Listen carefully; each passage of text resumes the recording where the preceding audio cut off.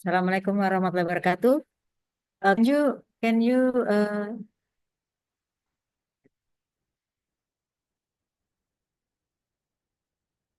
yes. Committee, would you please arrange in a way that the speaker is spotted? Okay, thank you.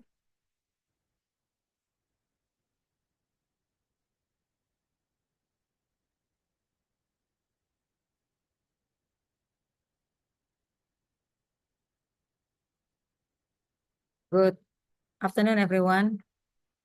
Wait a minute.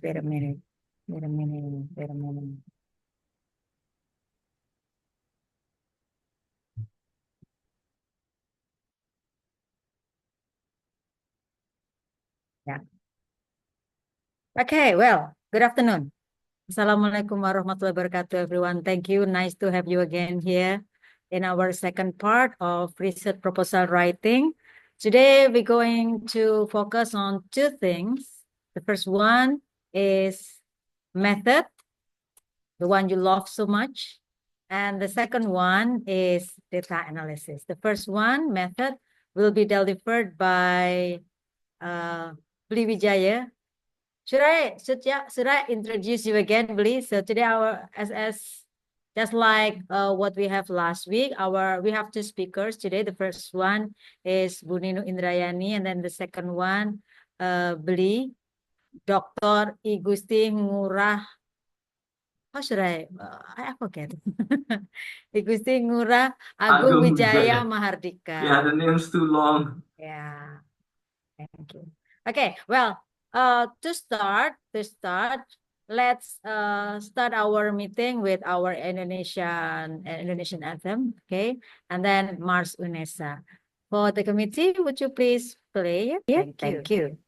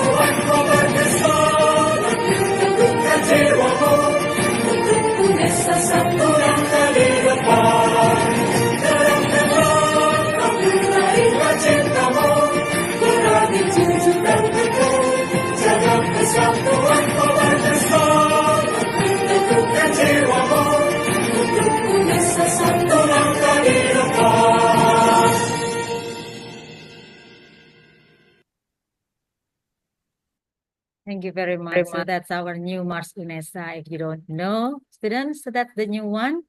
Now you can start to use it every occasion you have. Okay, without further ado, we're going to have our first speaker deliver her material. Buninu, are you ready? Hello, how are you today?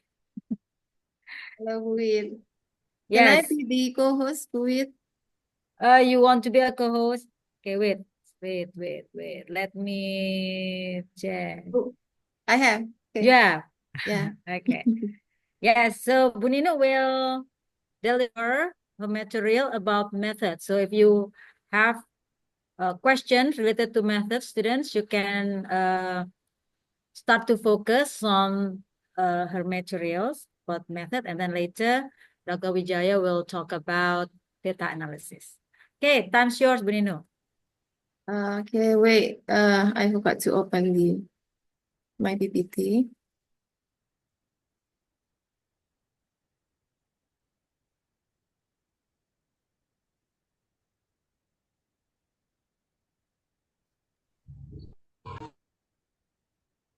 Yes. Can you see it? Yeah, we can see it now. Great. All right. Okay. Good afternoon, everyone. Assalamualaikum warahmatullahi wabarakatuh. Thank you for having me again today in the second part of the thesis proposal writing refreshment. Okay, so our topic today is a bit hard. It's about chapter 3, research methodology. So there are many theory that we will talk about. Bear with me, okay?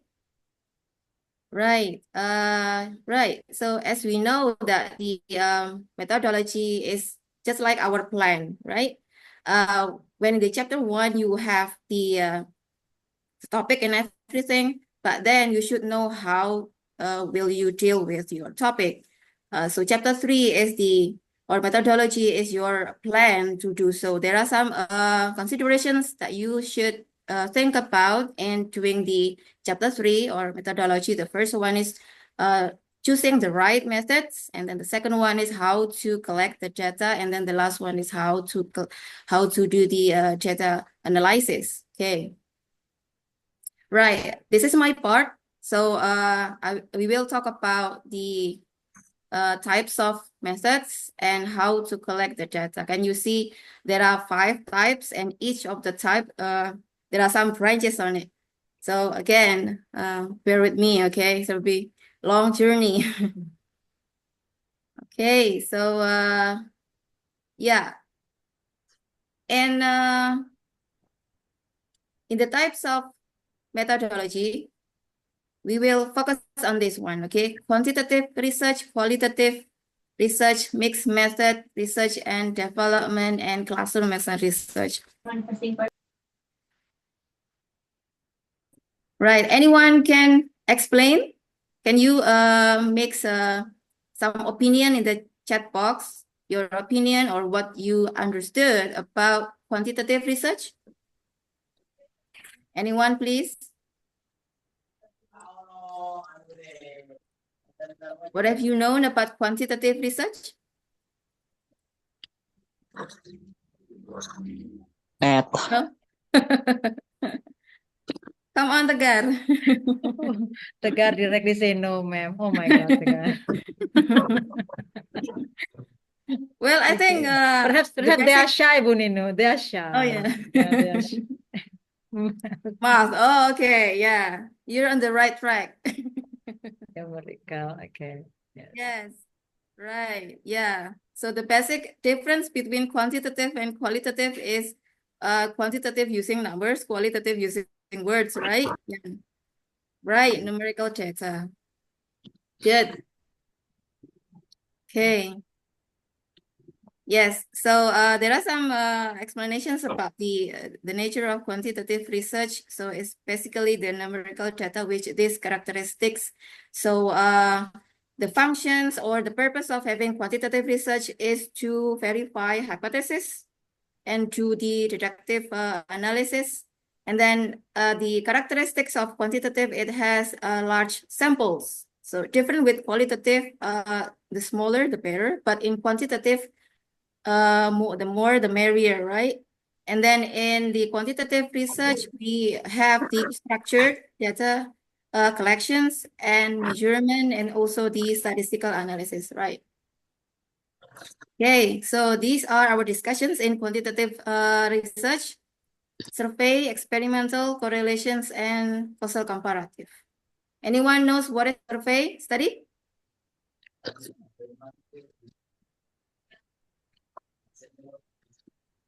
Do you know the difference between the four?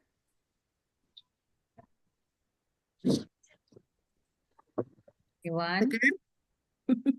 The guy, perhaps? Anyone?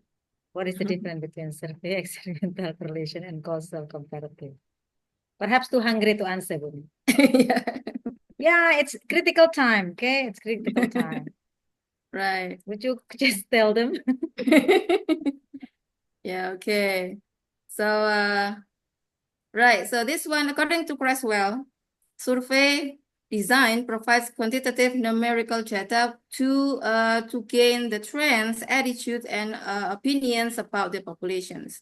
Latif also say the same thing, that survey is to describe an opinion, preferences and perceptions toward a certain people or samples. Okay, so if you are interested to conduct research about knowing about the students' attitude or people opinions, then survey is your right choice. Okay, so we have two kinds of survey: cross-sectionals and longitudinal survey. And in longitudinal, we have three more branches. I'm sure you already know, ya. Saya positive thinking aja. Okay, so the difference between longitudinal and cross-sectional survey is the longitudinal survey is the survey which need a longer time, extended period of time with the same kind of populations, while cross-sectional survey using shorter time but different populations. The difference is on that one. So if we can see the difference between the two, longitudinal survey will have the time consuming while the cross-sectional shorter time. If that's so, then longitudinal will be more expensive than cross-sectional things. And then since longitudinal have the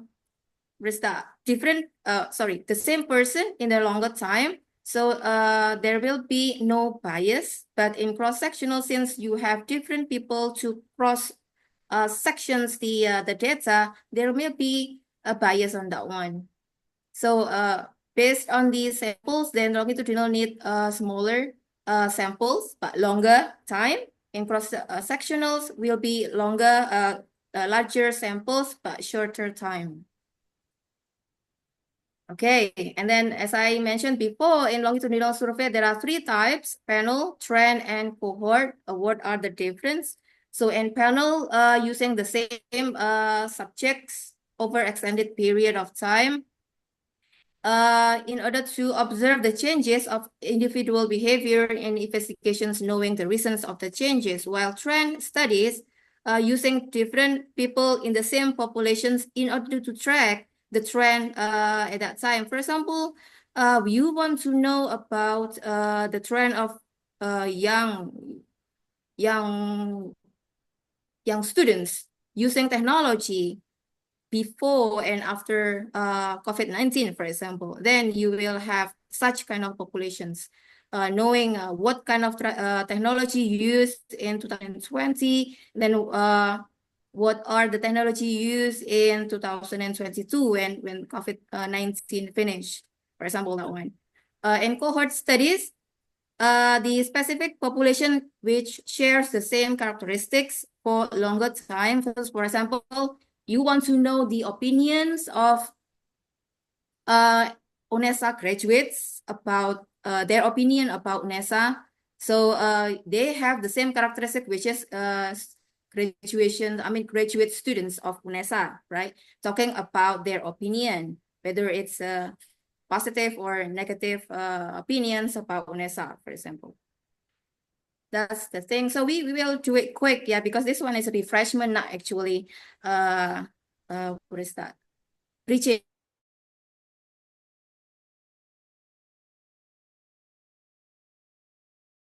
Experimental research is the quantitative research, which is more popular than the other one. Well, experimental research here is different from the other. Well, because this one in experimental research, researcher can have the manipulations of the variables. Well, the thing that we will discuss, they will not. I mean, the researcher cannot do the manipulations over the variables. So the goal of the experimental research is to determine whether the relationship exists between the two variables by having the manipulations. Yeah, this one is the characteristics of experimental research. The first one is control, meaning that you have to control the conditions of a certain group in order to have the, what is that? To know the effect of the dependent variables to be investigated. And then the second one is the manipulations of the independent variables. And then the third one is measurement, of course, using the quantitative one. There are three types of design in experimental research. The first one is pre-experimental, then true experimental and quasi-experimental. Since I saw some of the questions concerning about experimental, can you explain the difference? I have some clues there, but can you explain the difference between pre, true, and quasi-experimental, students? You have clues there?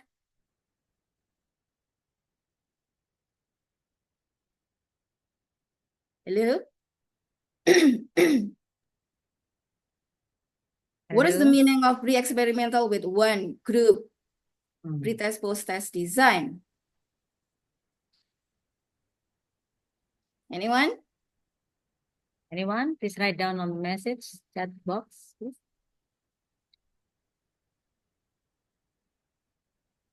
Really too hungry to answer, yeah? Really too hungry or too sleepy or too tired. Too tired, yeah.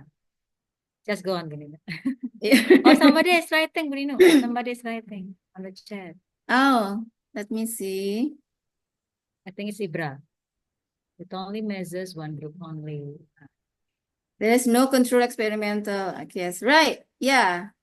You're right. Yes.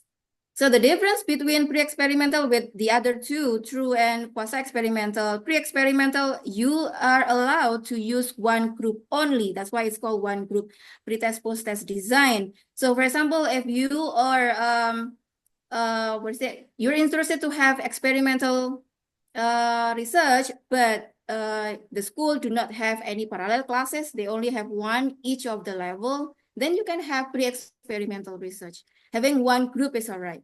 And then the activity is comparing pre-test and post-test scores of the same group. Okay, so without control group, right? And then true and quasi-experimental, you have to use two groups, one as the experimental group and the other as the control group. And then you have pre-test and post-test. The difference between true and quasi-experimental, true, you have to do the randomized subjects, meaning that you cannot choose which subjects for your subject for your class, yeah. While the quasi-experimental research, it's the non-randomized subjects, meaning that you can choose your class, for example, which class goes to experimental, which class goes to the control group. So usually, most of the students like this one, like the quasi-experimental. Okay, next one is correlation research. So correlations research is the function is to examine two variables in order to see the relationship between the two without manipulating them. As I said, only the experimental research do the manipulations. I mean, you do the treatment to them, while the other kind of research design, you may not manipulate them. So you take the data as such. I mean, you what is it? Naturally in their in the subjects. So I'll give you the example like this one. So you want to know the relationship between the students' self-study time and language test scores, for example. So the important one in correlation is the both of the variables should have the same level. So it's not going to talk about the cause and effect.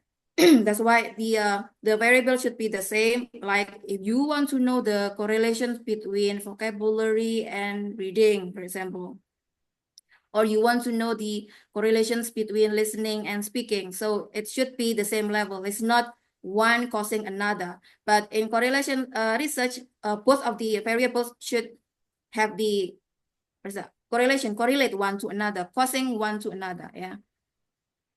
Right, there are three types of correlation research. The first one is the basic correlations, and then predictive correlation and multivariate correlations. And correlation research, you want to investigate the relationship between the variables to know the correlation, the relationship. And then in predictive correlation, you want to know the predictions, or you want to predict what will be happen in the future. For example, in the economic, if it happens, then probably in the future, economy will be down or will be up, something like that. And then in multivariate correlations, it will be more complex because there will be more than two variables involved and more complicated. In the analysis, we will use the path analysis and multivariate. Okay, so this one is the most important one if you choose to have correlation research, the strengths and directions. So if we talk about the strength, you know that in correlations, the perfect positive correlation is 1. The perfect negative correlation is 0, 1, right? The strength is, if the correlation called strong, if it is closely related to 1 or -1. So, and then direction is whether it goes positive, negative, or 0 correlations. For example, this one. Sorry. So, for example, if your correlation coefficient is 0.9, then your the result will be strong correlations between the variables, and it's strongly positive correlation if it is 0.9. But if it is minus 0.1, then it's strong negative correlations. For example, our previous example, the correlations between listening and speaking, for example, if it is 0.1, the result of coefficient correlation is 0.1, then it's strong and positive, right? So if the student's listening ability, the student's listening score is high, then the speaking is also high. That's positive. But if it is negative, then it's on the contrary. If the listening is high, then the speaking is low. That's the meaning of negative. For 0 correlation, then there isn't any correlations. So either the listening is good or not, there isn't any correlations to the student speaking. That's if it is 0 correlations. Yeah. Okay. Now we come to causal comparative, or we know it as ex post facto research. In causal comparative, the purpose is to understand the cause and effect relationship between the two, again, without manipulations. Okay, so the purpose is to examine the two groups and then to see the relationships among those without manipulations. So the characteristics of causal comparative is no manipulations, and then comparing the groups, and then retrospective approach, meaning that we investigate something in the past and then we connect it with dependent variables. I'll give you the example. So comparative study of English proficiency between male and female. So you want to know, you want to compare, is there any relationship of being male or female to the students' English proficiency? Which one is better? Male students or female students, for example? Yeah, that's the comparative. Then the second example, assessing English and so you want to compare with between the English department students and non-English department students to the content area reading. You know, nowadays, many of the non-English department students' ability in English is good, right? I mean, sometimes it's more than English department students. I have such kind of experience in my university with Nesado. Yeah, and then the third example, college level second language courses and creative thinking skills. So for example, if you want to know the comparison between one language course to another, so which one is better to make the students have the creative thinking skills, for example. Okay, now we come to qualitative research. Okay, this one is the second part. Long time to go. Okay. Can you mention the qualitative research methods that you know, or the design? Any design in qualitative research? Students? So I can catch my breath.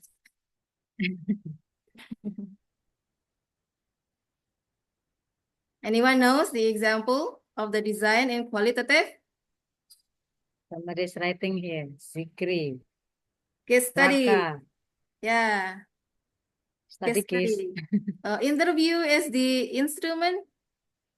Okay, that's the instrument. The design. Phenomenology, right? Yeah, phenomenology. Any other? Any other? Grounded theory, research. descriptive, qualitative, yeah. Okay, right, good. So seems like you're interested to have qualitative, yeah.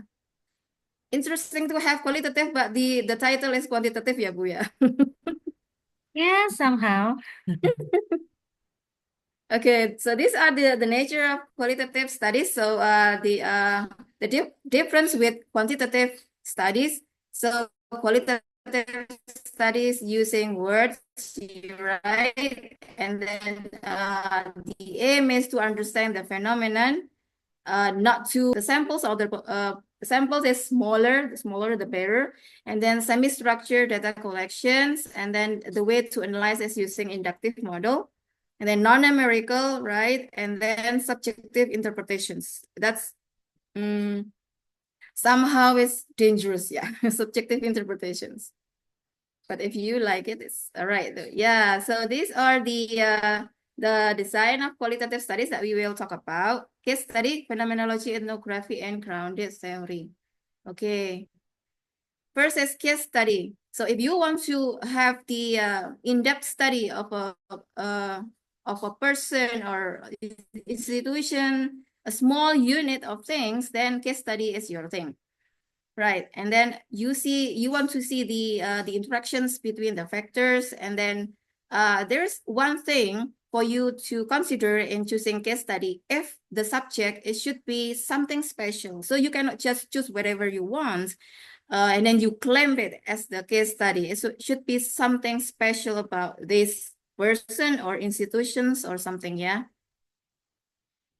Okay, and then the next one is phenomenology. So if we talk about phenomenology, then we talk about phenomenon, right? So you want to talk about the phenomena happens between the participants, and then you want to dig further about what happens at that time. So the phenomenology, it only happen when, I mean, you can do this when the activity happens. So you cannot do it other year or other time, yeah. So phenomenon happen at that time. Right, next one is ethnography. I think we understand if we talk about ethnography, then we talk about culture, right? So if you want to describe social and culture setting, then ethnography is your thing. And then grounded theory is the last one. So if you want to generate a theory from the existing one, and then you feel that the theory is not suitable, not enough, whatever, then you want to make another, then you can do the grounded theory. Okay, that's we have finished the quantitative and qualitative. We comes to mixed method. I think you understand that mixed method is the combinations between the two, right? Sometimes we are not satisfied with the conditions with our research. We want to do more, for example. Then you can have the combinations of both quantitative and qualitative. Then you can do the mixed method one. So the characteristic is to collect both of the data, quantitative and qualitative, and then make the analysis in different ways, and then do the combinations between the two. And then, yeah, these are the purpose of having mixed method. You want to have deeper and broader understanding about the phenomenon. Yes, as I said, probably you're not satisfied enough with the conditions with your research. If I do only quantitative, what about the in-depth study? I don't have it. But if you have the qualitative, but you don't have the numerical data to support the qualitative, right? So if you want to have a deeper and broader understanding, then mixed method is the right one. Or you can have greater confidence in your findings and make the readers easily comprehend with your research. Yeah, these are the diagram of the kind of mixed method. So we have three kinds of mixed method: convergent, explanatory, and exploratory sequential design. With these steps, you can see this, the design, and then let's talk about it one by one. If convergent parallel, the key points is you collect and analyze two independent strands of quantitative and qualitative data at the same time, and then you can mix the result into one interpretations. Okay, then the procedure is first collect the both data together, and then analyze two data sets separately, and then merge the result, and then have the interpretations afterward. That's convergent parallel.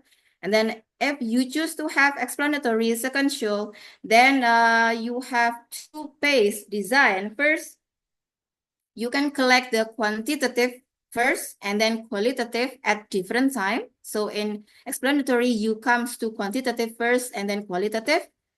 And then qualitative study is to support the quantitative ones, yeah?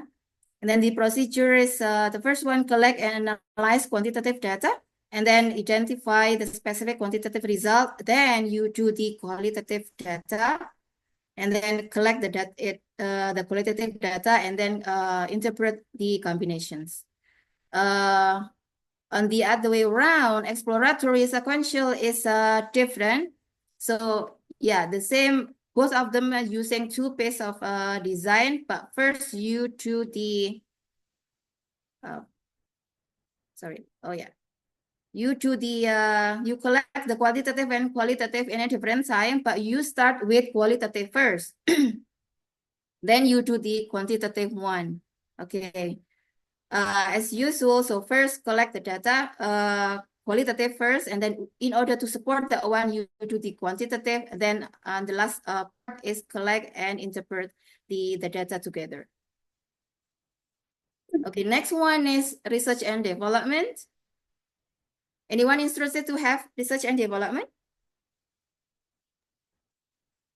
So in research and development, yeah, anyone? No, Tegar says no. No. Because Kenapa, the time constraint, I think. Tegar jawabannya no dari tadi ya. Yeah. Kenapa? For R&D, perhaps because of the time constraint, Bu Nini. Oh, okay. Yeah. Yeah. Are they also no? Yes. Well, yeah. If you're a perfectionist one, then probably R&D is the your choice. But if you want to, what is that? You want to graduate quickly, then yeah, it's the wrong choice for R&D. Yeah. Yeah. So R&D is the systematic design, development, and evaluation process. So you need to make something, make a product. What are the product? My question is, what are the product? If you are interested to have research and development, do you think any product can be built or create?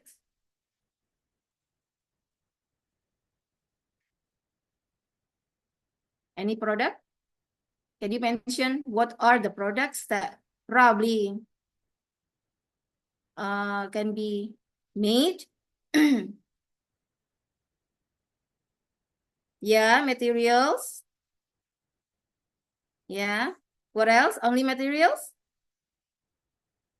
Yes. Media, right?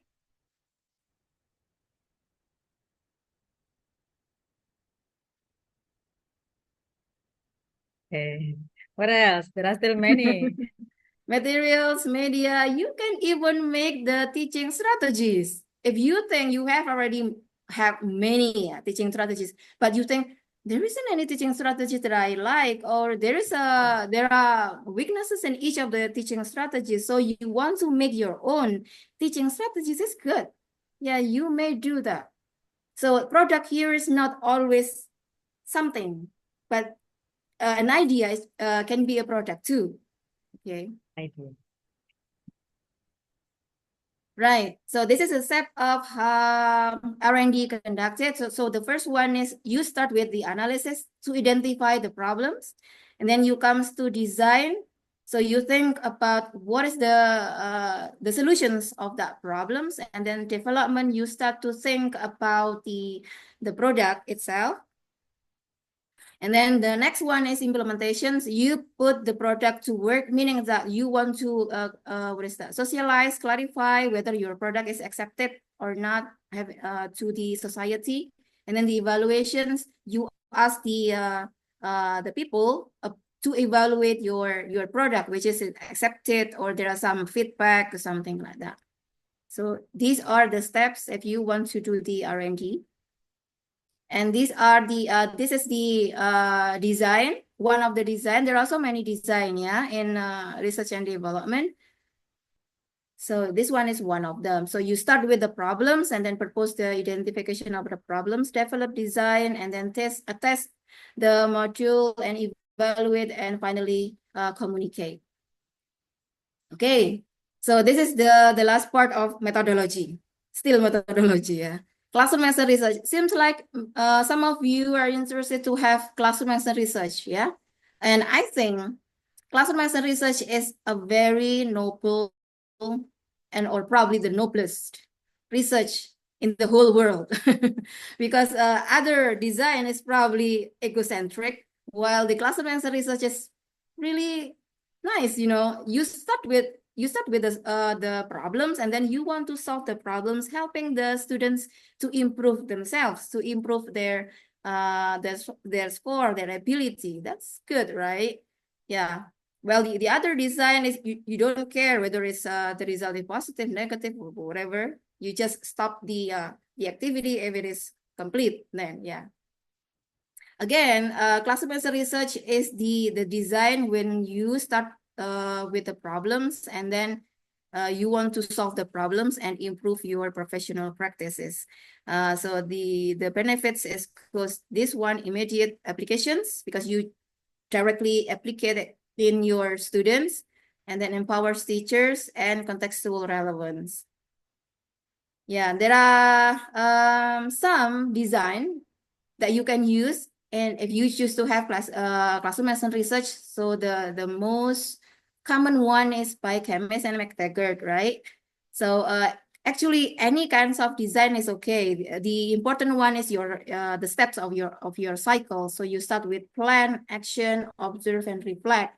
The diagram, you may make it by yourself. You may create your own. Or you're interested to have this one by Richard Sakor, different one but the same steps, or you can use this one, O'Leary, or you probably make by yourself. So this one I made by myself, yeah.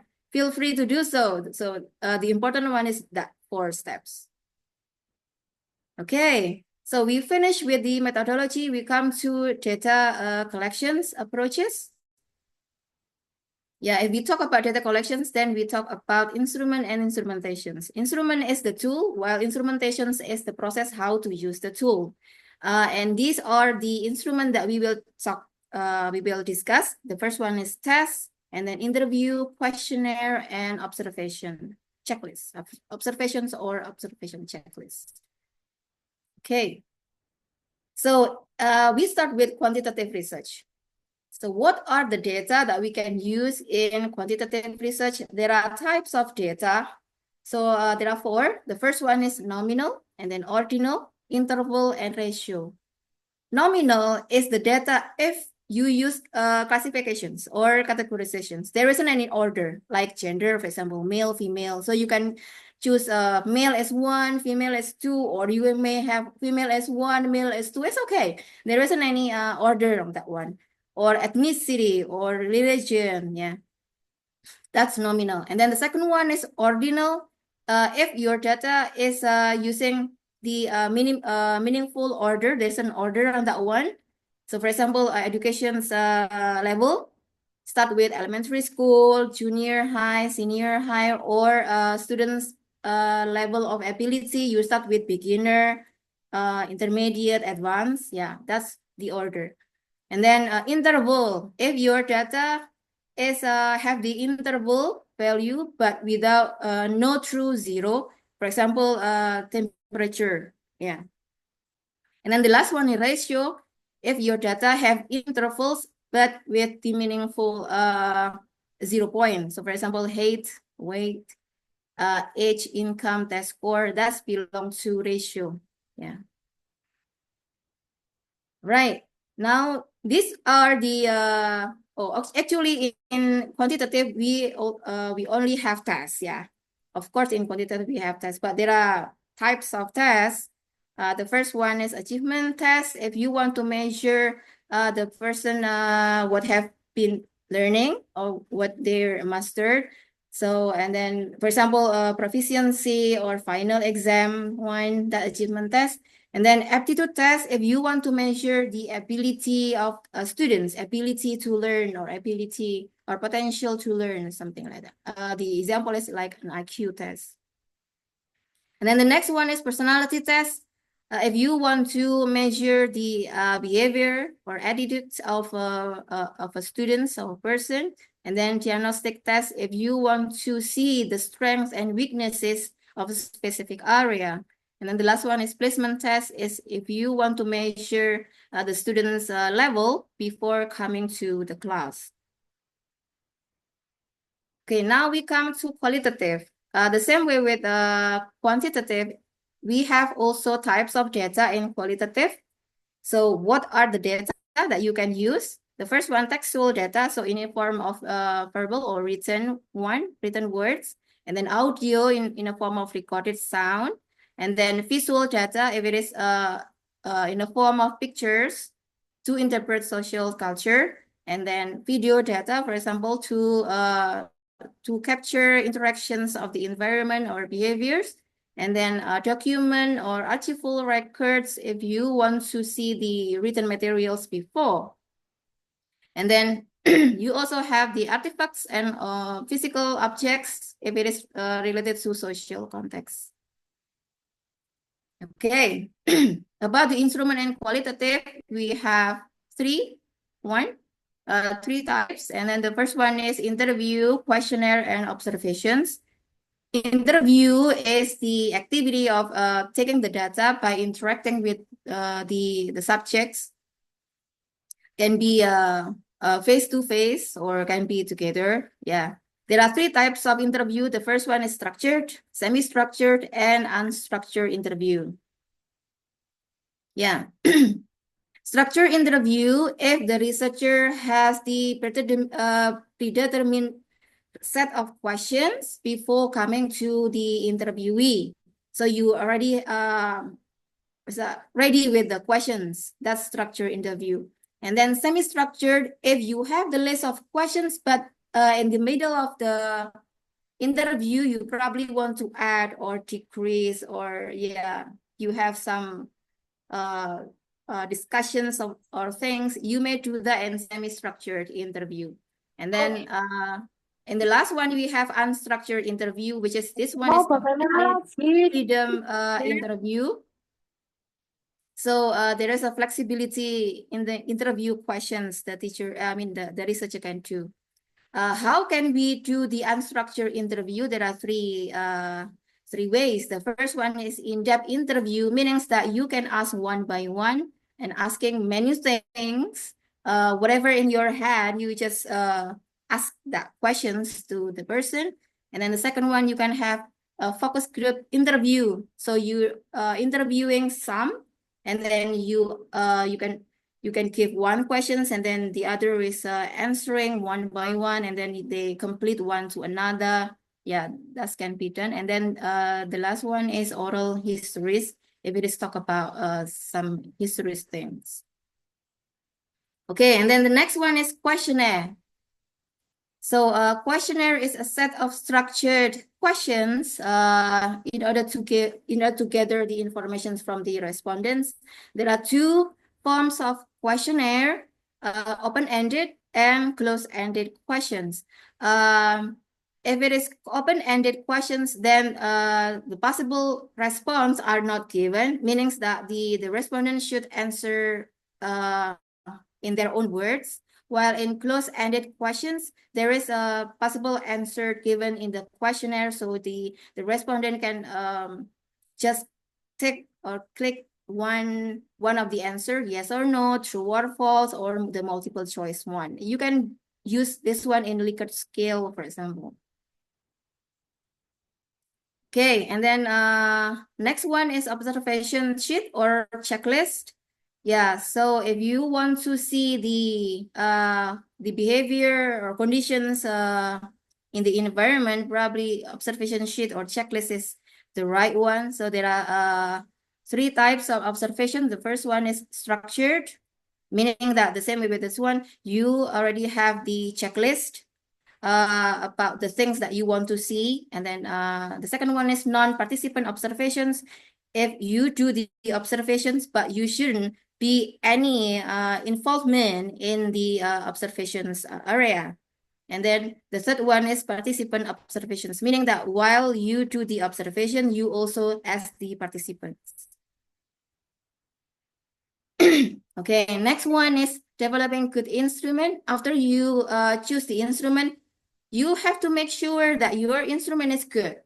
So do not jumping into the conclusions, you directly come to the field and then take the data. No, you have to check your instrument first, whether it's already good or not, okay? So these are the way to have the good instruments. The first one is define the objectives. So what is your what do you want to take as the data, and then determine the structure and format, and then develop the questions, and then do the expert validations. And then the last one is pilot testing or a tryout or something like that. And then some considerations for a good instrument is the first one is clarity, whether or not your instruction should be clear to the respondents. So first, you have to ask, is that clear? Is the question is clear or not? Otherwise, the result will be not valid if it is not clear, and then the students answer it just like what they want, right? And then relevance, make sure that your instrument is relevant with the topic that or the data that you want to take. And then the length, the durations is not too long, or just on the right time. Okay, so in the quantitative research, the instrumentations or how to make a good instrument in quantitative research, we have two ways. The first one is validity and reliability of the research, of the instrument, sorry. Yeah, so validity is to measure what should be measured. And we have 4 kinds of validity: phase, content, empirical, and construct. While in reliability, the function is to see the degree of which the result is measure consistency, the consistency of the score, yeah. And we also have 4 tests, retest reliability, inter-rater, parallel forms, and inter connections 1. Okay. All right, the first validity is phase validity. Okay, I have the note there. Consider that face validity is the least scientific form of validity, yeah, because face validity is the activity of knowing the validity, just seeing from the surface. So probably any subjective judgment can be put there. So you can use this one, but the scientific validity is low. Yeah. All right. And then the second one is content validity, is to see whether the test is representative of the body of content. So in content validity, usually the researcher make a blueprint and then connect it with the rule. For example, if we talk about school, then you see whether your instrument suitable with the curriculum today, something like that. Yeah, and then both of the face and content validity do not use any statistical analysis. Yeah, meaning that after those two, another two is using analysis, statistical analysis, yeah. Empirical validity is to seek the empirical evidence, by developing the to see the quality accuracy of the test. Yeah, and then in order to do so, you can utilizing the correlation relationship. Example, you can use Pearson product moment or Spearman Brown, Promba Alpha, yeah, to do the empirical validity. Okay. The next one is construct validity. So construct validity refers to the degree to which the test or instrument accurately measure theoretical concept and construct.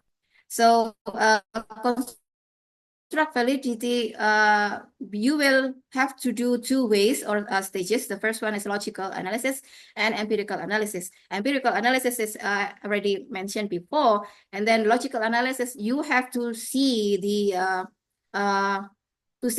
logical analysis based on the literature studies.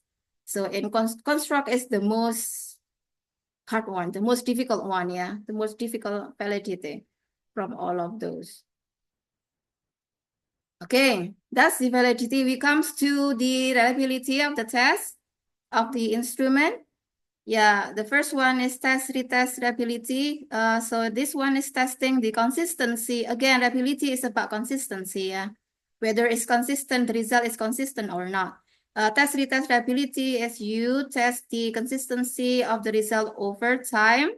For example, taking the student score on the same test, but in 2 weeks apart. So you give the students one test, and then 2 weeks from that, you give again the same kind of test. That's test retest reliability. And then the second one is inter-rater reliability, is testing the consistency between the different observer or raters. For example, the raters will be 2 teachers or the teacher and you, probably. That's inter-rater reliability. Yeah. And then the next one is parallel form reliability, testing the consistency between the two using different versions. Okay, so for example, you make 2 versions of vocabulary test, so version A and version B. Then you give version A, and then you give in another time or at the same time the version B, and then you see the parallel forms on that one. If it is consistent, meaning that the student score is similar or the same, then it's good in reliability. And then the last one is internal consistency, testing the consistency of the result across items. So this one, you give the students the test on the same time, but then you see the correlation coefficient by doing the split half. Doing the split half. For example, you compare between the odd number students with the even number students, and then you use the coefficient correlations formula to see the reliability. Okay, that's quantitative. We comes to qualitative one. So in quantitative, we have validity and reliability. Then in qualitative, we have what's so-called trustworthiness. We will do the Lincoln and Kubas 4 criteria of trustworthiness. The first one is credibility.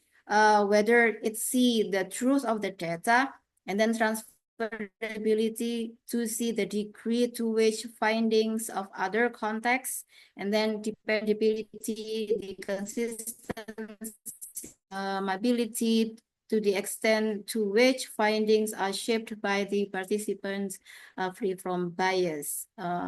Yeah. Okay. Right. Next one is research subjects. You So need to you take a already drink. You need to take a drink, perhaps, Bu Nino. It's okay. no. Okay. Tahu. Strong. Oke. Ini 10 SKS ini harusnya. Iya, biasanya satu semester ini. Iya, betul. Satu semester satu metodologi, Bu. Ini 5 metodologi. Okay, research subjects. So you have chosen your methods, and then you decide the instrument, and then how to do the instrumentations, and then don't forget also to decide your subjects. Okay, the subjects is the populations of the whole things, but then you can have the sample as the miniature of the populations to represent the population as a whole. Yeah, there are types of method sampling. Okay, the first one is simple random sampling. So the activity of sampling is just go directly drawn randomly of the populations. Yeah, and then proportional sampling is taken by having the proportion populations or percentage or something. So for example, you want to have you take the score. You take the subjects 50% male, 50% female, or probably you want to have more female because the number of female students are bigger than male or whatever. That proportional sampling, yeah. And then stratified sampling is the sampling in which you divide the population into subgroups or strata. Yeah, for example, you want to take the SMU students, and then you take how many? So probably usually in stratified sampling, you combine it with proportional sampling. So for example, SMU 5, SMA yang terkenal di Surabaya berapa? SMA 5, SMA berapa? Banyak. Oh, banyak SMA ya. 5 salah satunya, SMA 15. Um, Banyak dah. yeah. So for example, you want to take 40% of first grade, and then 30% second grade, 30% third grade. Yeah, that's stratified, meaning that you want to take the whole strata of the populations using also the proportional sampling. And then the next one is cluster sampling. The way to take the sample is by selecting the groups. So not individual, just like simple random sampling, you take an individual person, right? But in cluster random sampling, you take the group, so directly the whole class. So it's easier. And then the last one is systematic sampling. Involves selecting subject from the population using systematic things. So for example, from the whole class, you want to take the students in each of the 10 order. Jadi nomor urut 1, nomor urut 11, nomor urut 21, that's systematic sampling ya. Okay. Oh, it's finished then, Bu. Thank you very much for listening to me. Isn't it just surprised that it's Alhamdulillah. finished? Thank you very much, Bu Nino. It's very detailed Yeah. information. It's so good of you to refresh our student with those information they have learned, but perhaps, yeah, somehow because of there are so many subjects they have to learn this semester. They have nine subjects this semester. You can imagine. So, well, perhaps it's so burdening, so they forgot some. Yeah, thank you very much. Now it's time for Dr. Wijaya. Beli, it's time for you to continue. But you can take a deep breath, some snacks perhaps, and drink while we're listening to Beli Ngurah, Beli Wijaya. Yeah, Beli, it's time for you to share. Thank you.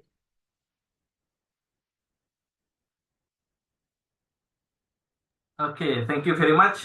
Good afternoon, everybody. And I would like to continue Bu Ninuk's explanation by trying to point out the data analysis that you can do based on what you're doing, the kind of research that you're doing. Now, I'd like to confirm that you have all seen that beautiful lady. Okay, right. So how do you analyze your data? Now, this question can be answered by first identifying the kind of design that you have. So Bu Nino has gone through the designs with very comprehensive explanation. It really helps me now because I can just zoom through the explanation. Okay, so, I missed one here. So we've talked about the qualitative research types, and let's move. Sorry, we have talked about the qualitative research types, and since Bu Nino already explained about this, let's move to the table. I hope it's big enough and clear enough to see. Okay. So let's say that you are doing phenomenology study in qualitative. So I'm going to talk about qualitative first. Let's say you're doing a phenomenology study and you are exploring non-native English teachers' experience, confidence in rural classroom. Or, so I'm not sure if you're familiar with this term, NS, so non-native English speaker teacher.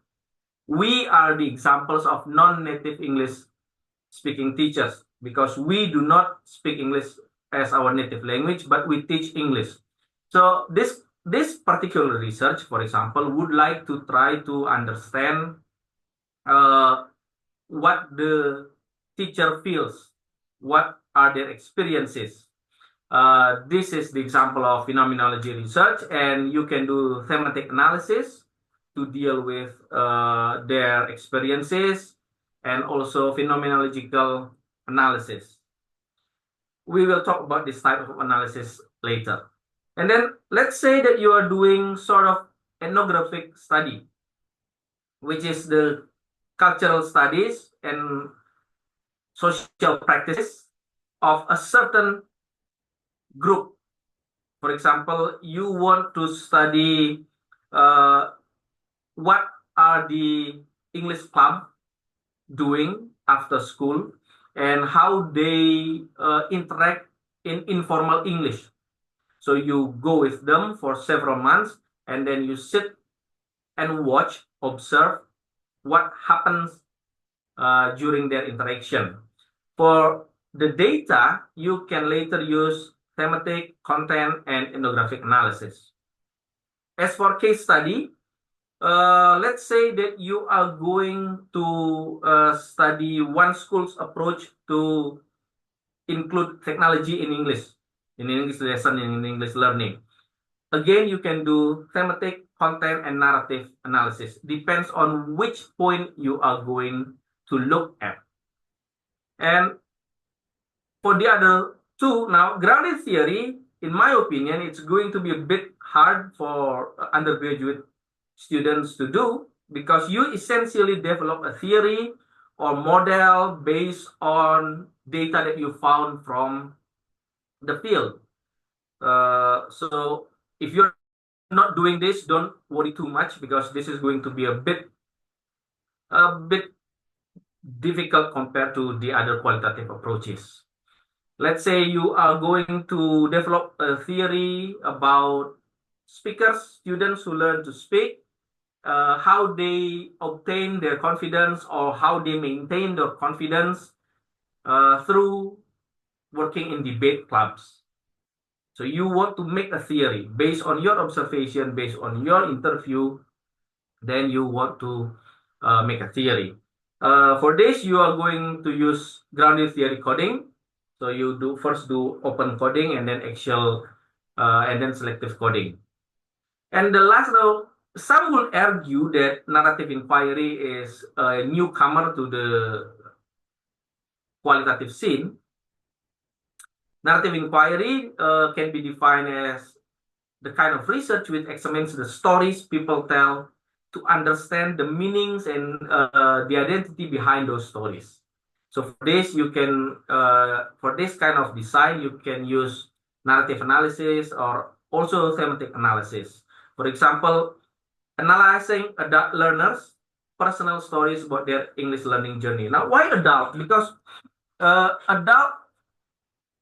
theoretically, adults have different way and different experiences when learning a foreign language compared to young learners. Now we can argue about this. We can always go in depth into the realm of bilingualism and then golden moment, critical moment theory, and so on.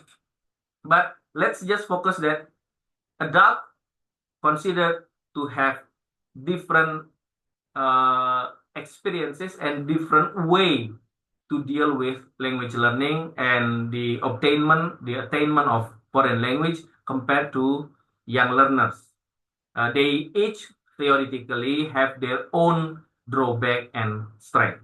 So if you want to tell the other people about how a certain person deal with their language learning process and experiences, you can use narrative inquiry. Now, let's move to the type of analysis. So we are going to talk about thematic analysis, content analysis, narrative, discourse, and grounded theory. Some of these might not be your cup of tea, but it won't hurt to study them anyway. Okay. Let's say, for example, you are studying non-native English teachers experience, confidence, and identity. Kalau tadi di rural classroom, this time I would like to talk in an international school classroom. So you are a teacher, or your subjects are teachers, Indonesian teachers, who do not speak English as their native language, and then you are working with a bunch of foreigner.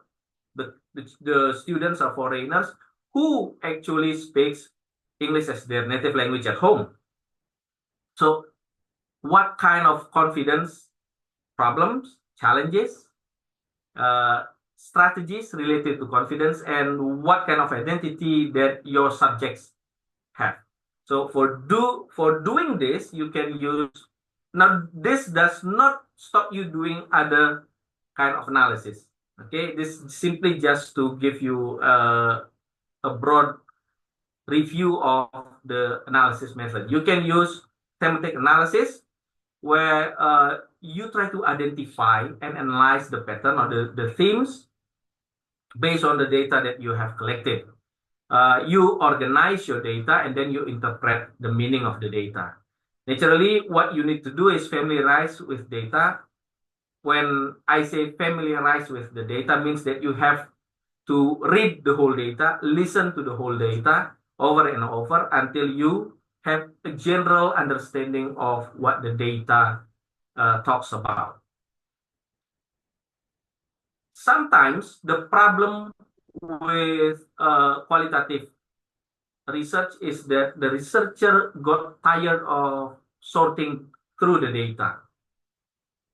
It's fun to collect the data through interview. You talk about a lot of things, and then later on, you start losing your way in the jungle of all those data. So applications like NV4 really helps. I don't know if it, based on my experience, it helps when the data, the interview is done in English, and the software can really help you. I don't know if it can already work in Bahasa Indonesia.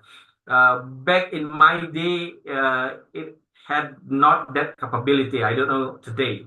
Hopefully it has so it will be very helpful for you. Because even when you are interviewing people who speaks English, for example, English teacher, Sometimes it helps to speak in their native language because it helps them to really convey their meaning and ideas regardless of the language that they learn. They will still feel more confident speaking in Bahasa Indonesia. So most of the time, the interview that we're doing might end up be in Bahasa Indonesia. Carrying on, so after you are familiar with the data, you generate initial codes. So you write codes or terms that you use as a heading or umbrella for the ideas that comes up during the interview or written or verbal interview. And then you compare all these codes and start looking for themes. Let's say, for example, you ask questions to the teacher, are you confident? And then what did you do to help your confidence? And the teachers say that, okay, I learned by myself. I use language apps to improve my English. And this can be turned into codes. For example, self-learning. Self-learning can be done with technology, without technology. And this is what we call codes. Self-learning with technology and self-learning without technology. That's two kind of codes. Under that, you put the ideas, the data that you found from your participant, your respondent. So let's say the teacher said, okay, I learned using Duolingo. Okay, means that self-learning via technology, Duolingo. And I learned by talking to my friends. I happen to have a roommate who is a foreigner and so on. So now you have two codes. And then a third teacher said, I learned by taking another English course. Okay, now this is a new code. We have self-learn with technology, self-learn without technology. And now we have self-learn with course. You need to follow up with the question to know whether they belong to self-learn without technology or self-learn with technology, or is it a new code altogether? So when you have these codes, you collect them into one. So we have self-learn with code, self-learn with technology, self-learn without technology, and then let's say self-learn with course. All these codes becomes one thing, which is self-learn. So you have self-learn, and later you have other codes that you compile into themes, and then you refine the themes, and then you try to make definition of the themes and then give name to the themes. And then later you can, after you read the whole data altogether, analyze the whole data altogether, put them into codes and then put them into themes, you will find yourself with just several themes, and this will be your findings. In the end, you can say that teachers have some strategies to improve their confidence, namely the themes, theme A, B, and then the identity that they have, theme A, theme B, and so on. So this is what we call thematic analysis, where we put everything into themes. And then another common analysis method is content analysis. Let's say you're studying a textbook. Now, content analysis is usually done by our friends in the literature department and also our friends in the theology department, because they usually deal with text. Let's say you are studying in the realm of ELT, an English book, textbook, and you want to see if the textbook conform with P5, the P5. Your question is, has the topics, the material in the book helps the spread of P5, the profile pelajar Pancasila. And you have to have the profile first, and then you organize the data. You have the profile, the P5 profile, and then you have the data from the book itself. And then you read the book, and then you try to find which part of the book relates to which profile pelajar Pancasila as defined by the government. In the end, you will have the answer whether the book is relevant with the P5 or not, and which part of the P5 is really focused in the book, or maybe all the 6 profile is part of a big focus in the book. So essentially, in doing content analysis, you analyze the content. You categorize the data that you found, and then you interpret the categories and the frequency. In the simplest form, you try to find, in this particular context of research, you try to find which profile is really talked about in that particular book, whether all 6 or only 3 out of 6 or what. So that's the result of your study later on. And then narrative analysis. For example, you found a person that learned English from playing online games. One of the K-pop member is famous for learning English from watching Friends series. So this is sort of that experience. So you, for example, found an adult learner who learn English by playing online games, and then you would like people to know about his experience or her experiences. So you talk to the person, and then you identify relevant narratives. Okay, what has he learned, what he did, and what he wanted to do, and then you, similar with the steps in thematic analysis, you create structure. So you categorize the data that you found, and then you interpret the meaning related to the learning of English. Which part of that experience really ties in with his English learning? And then try to relate what you found with a broader scope. You try to reflect the experience of one person into a broader scope. In this case, educational English learning through online games. So if you are interested in this kind of analysis, there is a research by Pia Sundquist, if I'm not mistaken, in 2012, which studied a student, an immigrant student learning English through online games. That is an example of this kind of research. Next is discourse analysis. So in discourse analysis,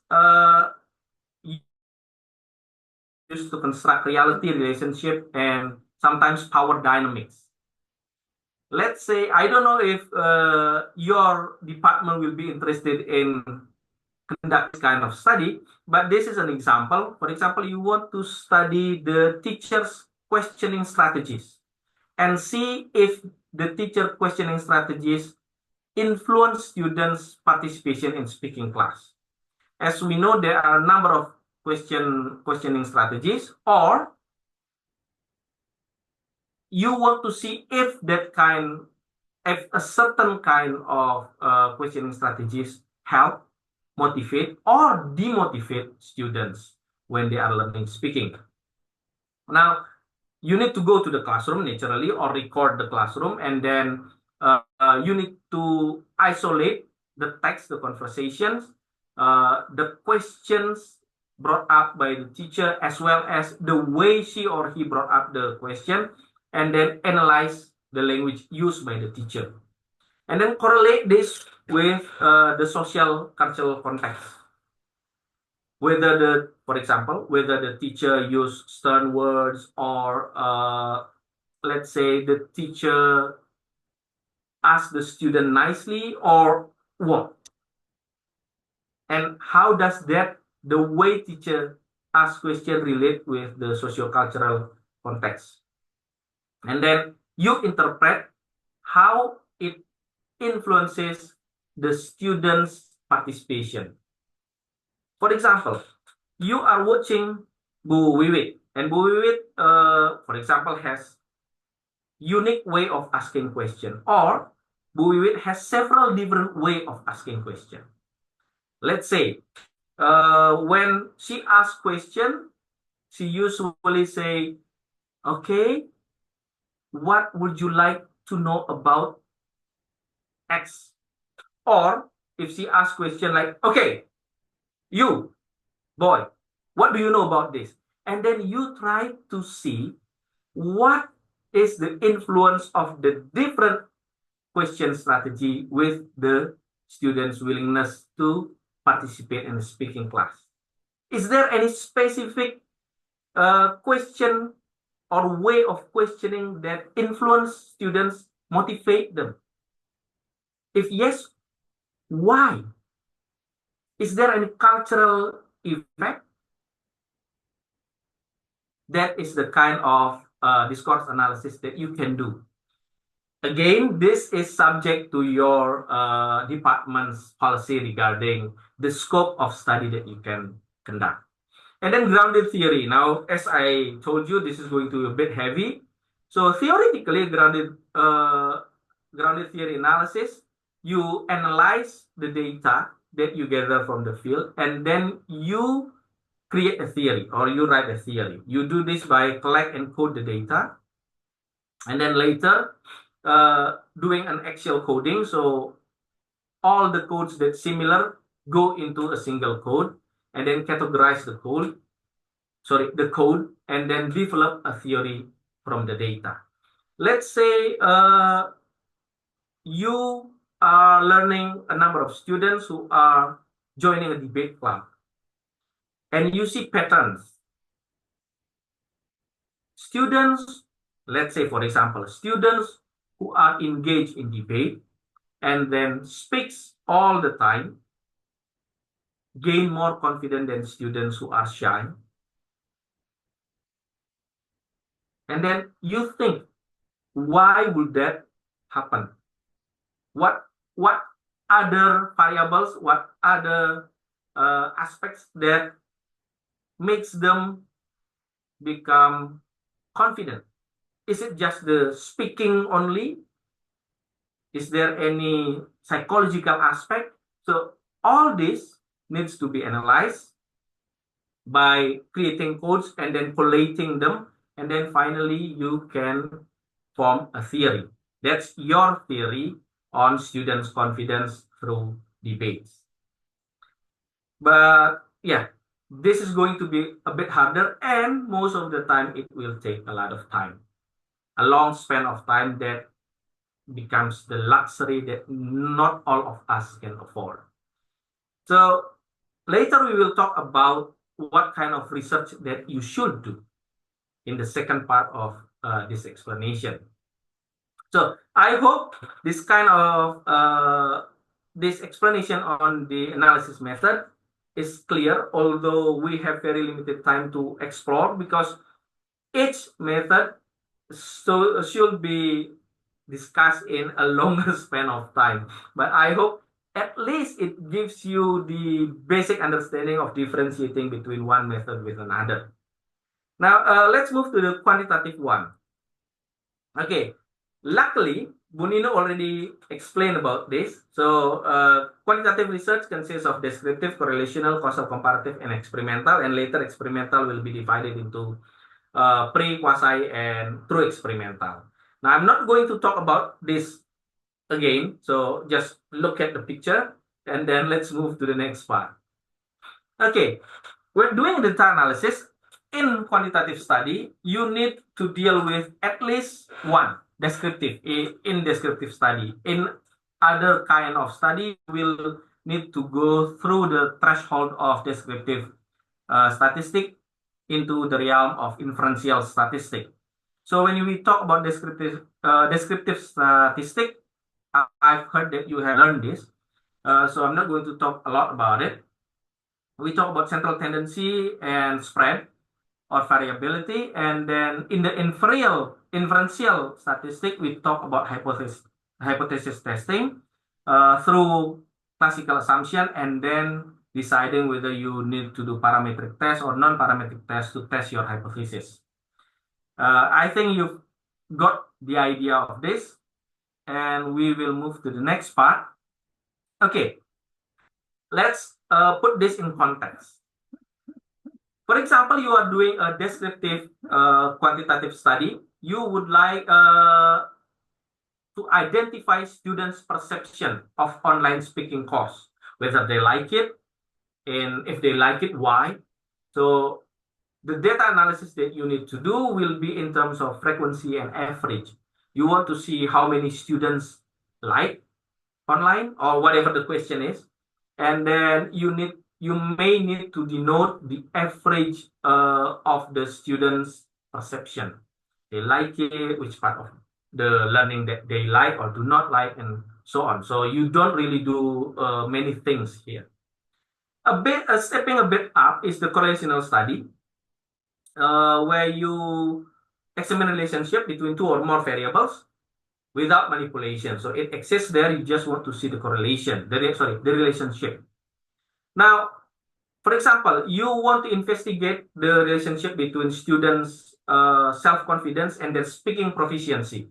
You want to see, is there a relationship between students who are confident with and not confident with their speaking proficiency, as represented by their speaking score. Now, first of all, when you got the data, then you need to do the analysis on descriptive statistic, naturally. I will not explain about that anymore because it goes without saying, yeah.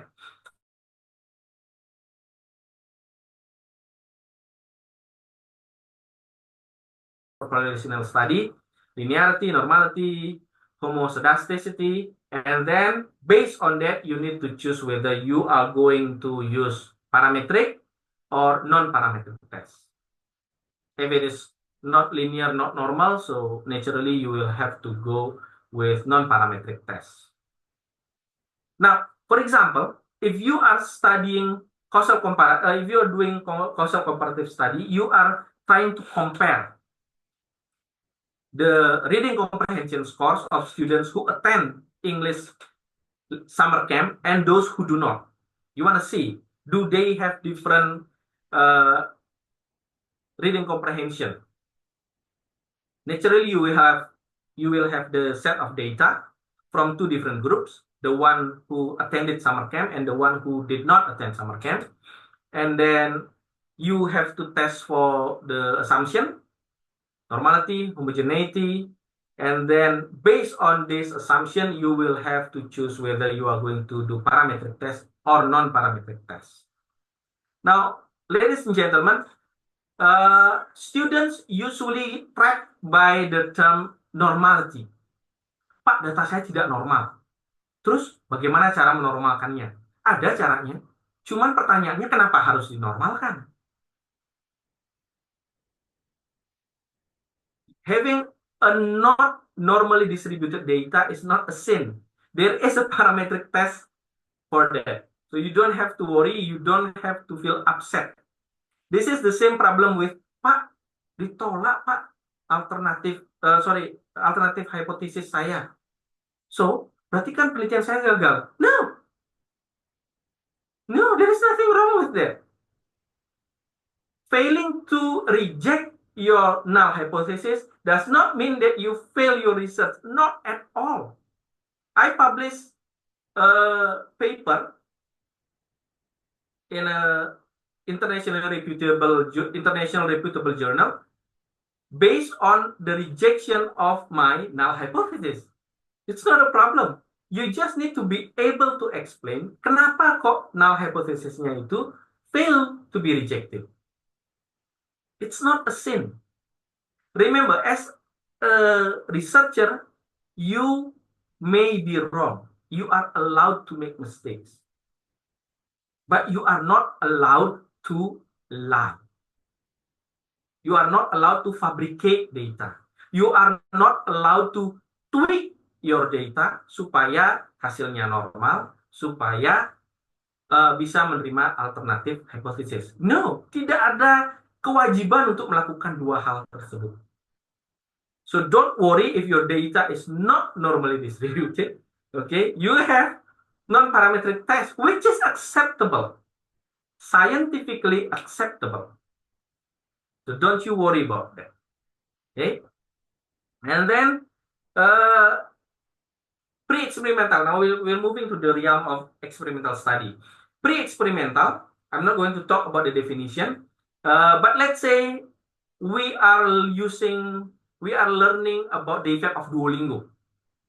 And we want to know, is there any effect before using Duolingo and after using Duolingo. Masalah, Pak, kalau belajar kan pasti naik. Nah, itu masalah akademik ya. So that will be an academic exercise in how you are going to present the importance of doing this research. Kalau berpikir dengan konteks seperti tadi, Pak, namanya belajar pakai apapun kan pasti naik, Pak. Oh ya, yeah, that's another thing. But regardless of that, let's say that you are going to study if students improve using Duolingo. And then you need to obtain the data using whatever instrument that you're having. And then you need to check for normality and then see whether it is normally distributed or not. And then you can use either pair t-test or if it's parametric and non-parametric test like Wilcoxon sign rank test later after you decide whether to take non-parametric or parametric test. Okay? And then, quasi-experimental study. You have two intact classes. Ini yang paling umum ya. Because not only in Indonesia, I don't think anywhere in the world will allow you to switch students around between classes. Most of the time, you will have intact classes. Jadi kelas yang memang sudah ada. Kemampuannya tidak jauh berbeda, hopefully, kadang-kadang kemampuannya berbeda, jumlahnya juga berbeda. But that's the cards that you have been dealt with. So you have to deal with that. So you are taking two intact classes, and then you are using cooperative learning to study grammar, and the other using traditional lecturing method. And then you have the data, then you need to do the assumption test, normality, homogeneity, and then you need to decide whether you're going to use what kind of test. Depends on the kind of design, the kind of groupings that you have. Jadi, you need to decide whether you use non-parametric or parametric, and then which kind of parametric depends on the kind of grouping and the design of your data. Sorry, design of your study. And last, true experimental. Ini jarang sekali ada di humanities. Because, real life constraint. The ideal, this is the gold standard of experimental study. The ideal thing is, let's say you have 1,000 English learners. You test them all, and then you isolate, let's say 300 that has similar ability. And then this 300, you divide into groups, each 30 people. You have 10 groups. And then you randomly select 2 of them to be part of your study, and then you randomly select 1 of them to be control and 1 of them to be experimental group. The question is, sekolah mana yang mengizinkan anaknya untuk dikocok-kocok seperti itu? It's going to be hard, kecuali it's your school. So it's going to be hard to have this kind of research. But let's say, by the grace of God, you do have that kind of setting. Then you need to do normality testing, homogeneity, and randomization assurance. Make sure that you really have randomized the whole thing. and then you do the parametric or non-parametric test, depends on the result of normality and homogeneity test. If you're doing parametric test, depends on your design, you can use independent t-test, ANOVA or ANCOVA.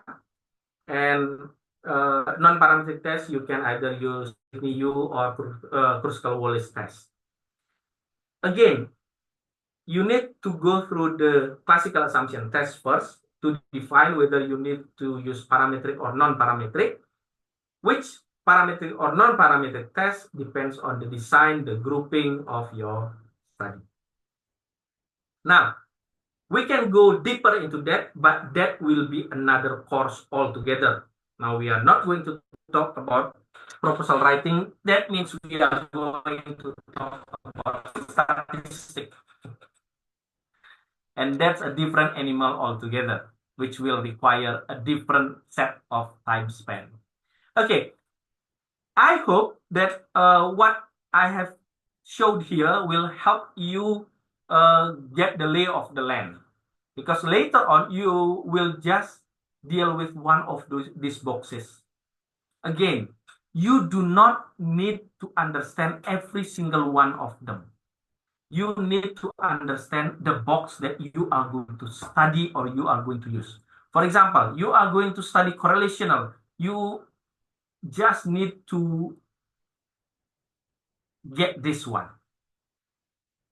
to the best of your understanding. What about this one, sir?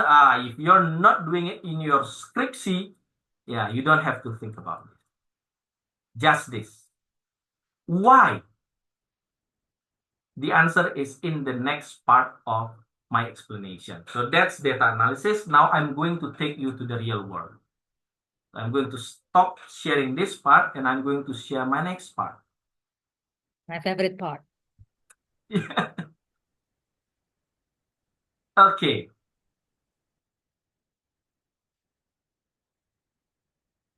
Now, ladies and gentlemen, I assume that you are already neck deep in your proposal preparation. Now I will, sorry. Itu bagian akhirnya.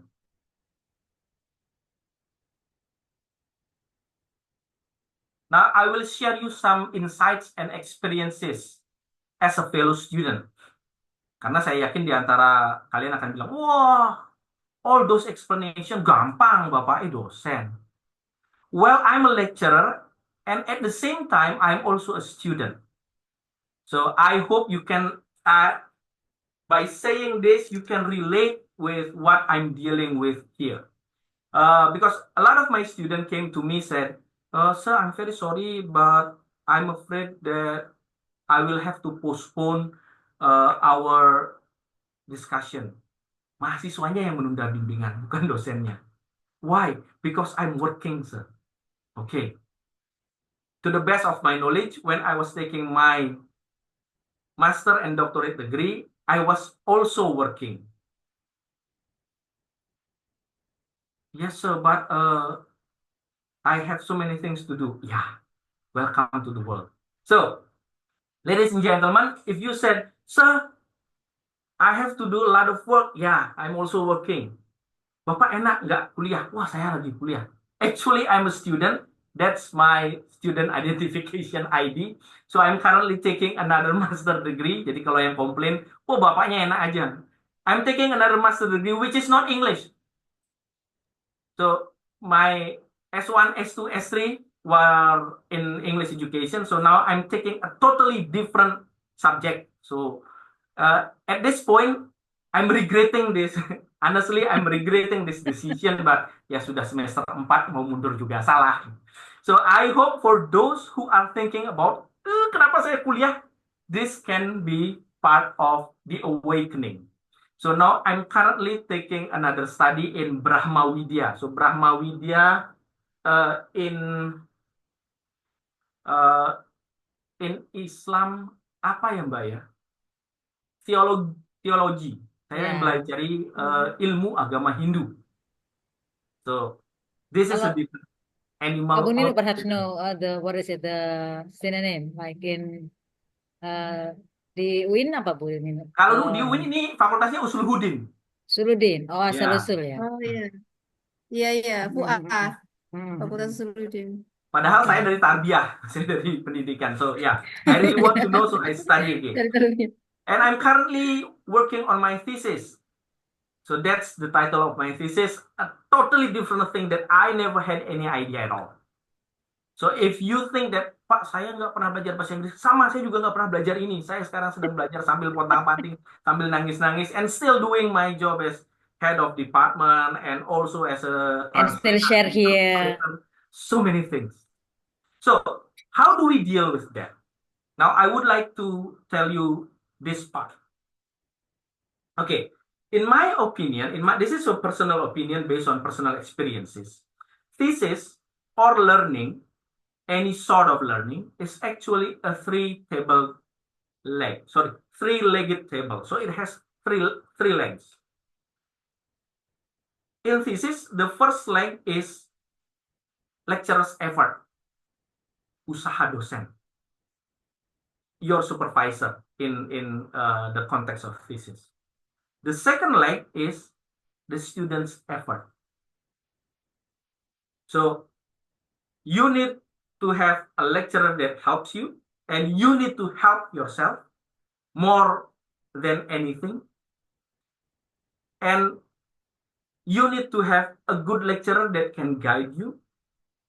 If your lecturer is not really that good in guiding you, then I'm afraid you have to double or triple or quadruple your effort. That's just the logic. Karena ini function, ini formula ya. 1 tambah 1 tambah 1 jadi 3. Pak, kalau satunya nggak ada, ya kalau gitu 2 tambah 1, biar jadinya 3. And then you need to work very hard, your lecturers need to work very hard. And then do not forget the last part. In Bali, we call it karma or nasib, or you can call it fate. Now, this is the third part. This is the part that beyond your ability, beyond your control, and that you just have to give and surrender it to God. I hate to say it, to point it that out, but that's just part of reality. In learning, like in every aspect of life, there are things that is beyond your control. Things that I'm afraid sometimes you just need to accept. So you need to do a lot, your lecturers need to do a lot, and then you need to also do a lot of good things and a lot of praying in any part of life, not just in thesis.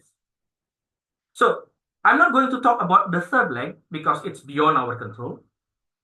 I'm just going to focus our talk today mostly on students' effort and a bit on how to deal with your lecturers, being a lecturer and a student at the same time. Now, let's move to the next part. First thing first, I know some of you would like to have a very good research. Some of you would like to, yang penting saya lulus, Pak. And most of you will be somewhere in between. Regardless of which point in the spectrum you stand, smart research is the kind of research that you need to do.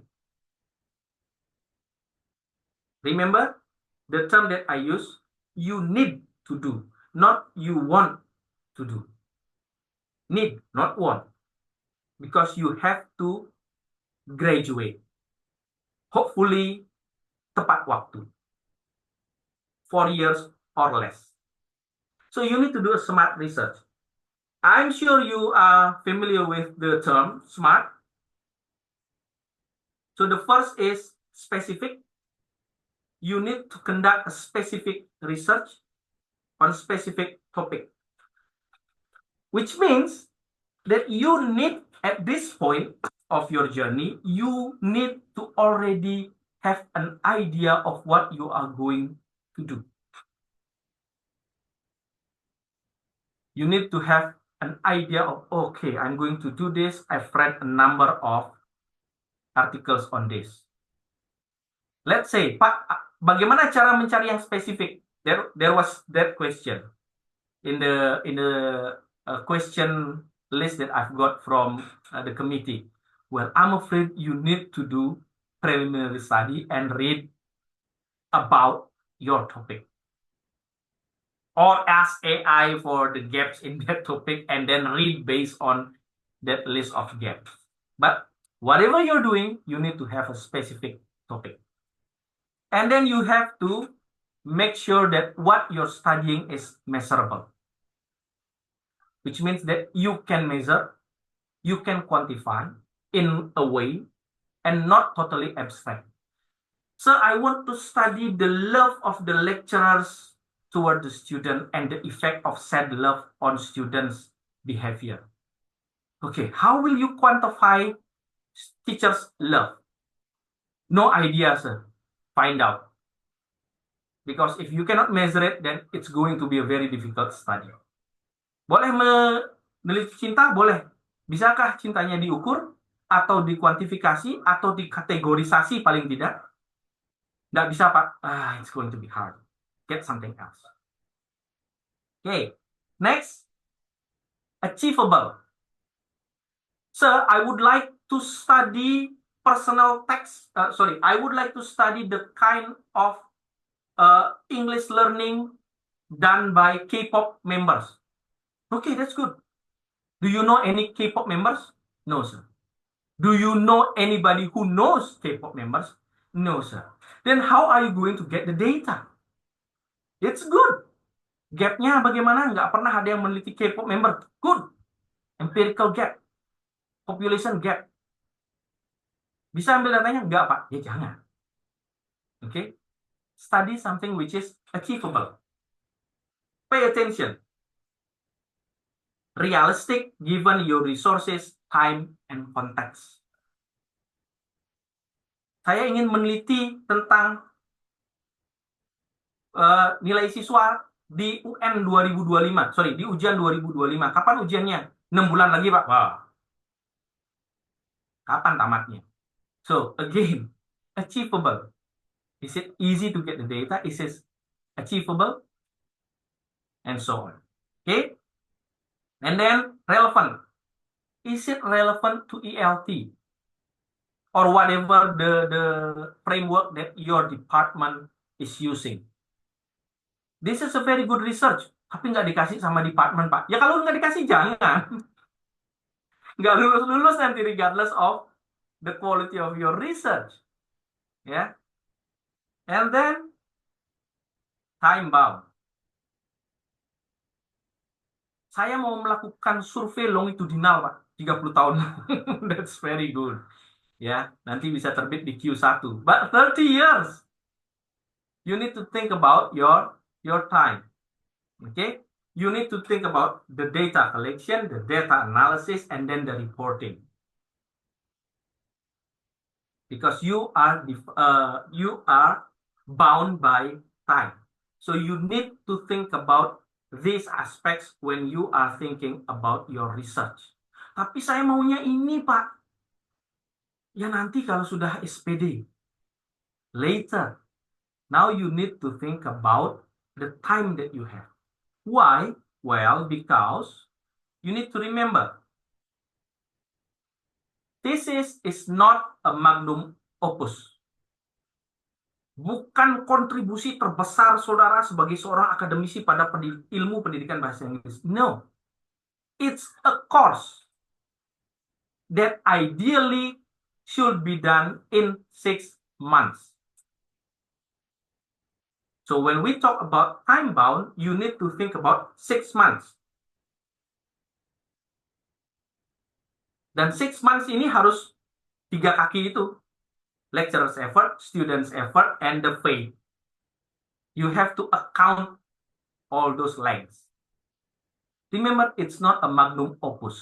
After this, after you finish your thesis, you need to find job. You need to find work. So this is not the end of everything. Actually, it's the beginning.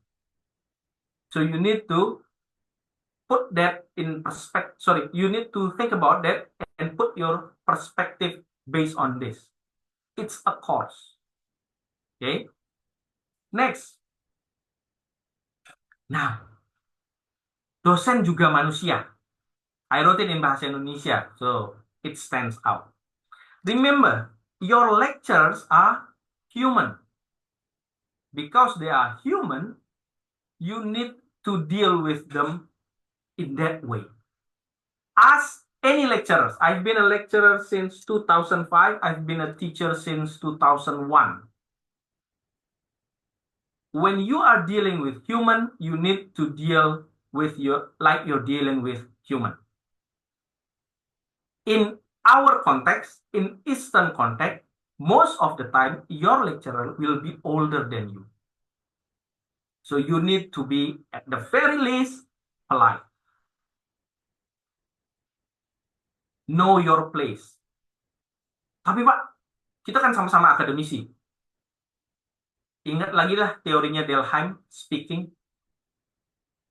Ya, setting, participant, end goal, and so on. Remember, one big part of your thesis writing, your research, is communication. So make sure you have good relationship. Doesn't mean that you have to come and bring things to your lecturer. Doesn't mean that. But you have to have a good relationship. You need to be polite. You need to be punctual. Instead of, Bu, jam berapa ada di kampus? Saya telat 2 jam, Bu ya. Tolong ditunggu. Oke. Okay? That's a recipe for a very long process. And then, this is one of the things that most students sometimes forget. Teacher loves students who are smart. Tidak bisa dipungkiri ya. Oke, maybe biar nggak teacher. Saya suka students yang smart karena gampang diajar. But the kind of students that I like the most over those who are smart are students who are showing effort. Students who are showing to the supervisor, to the world, and most of all, to themselves, that they can do it and they will do it. That's what you need to do.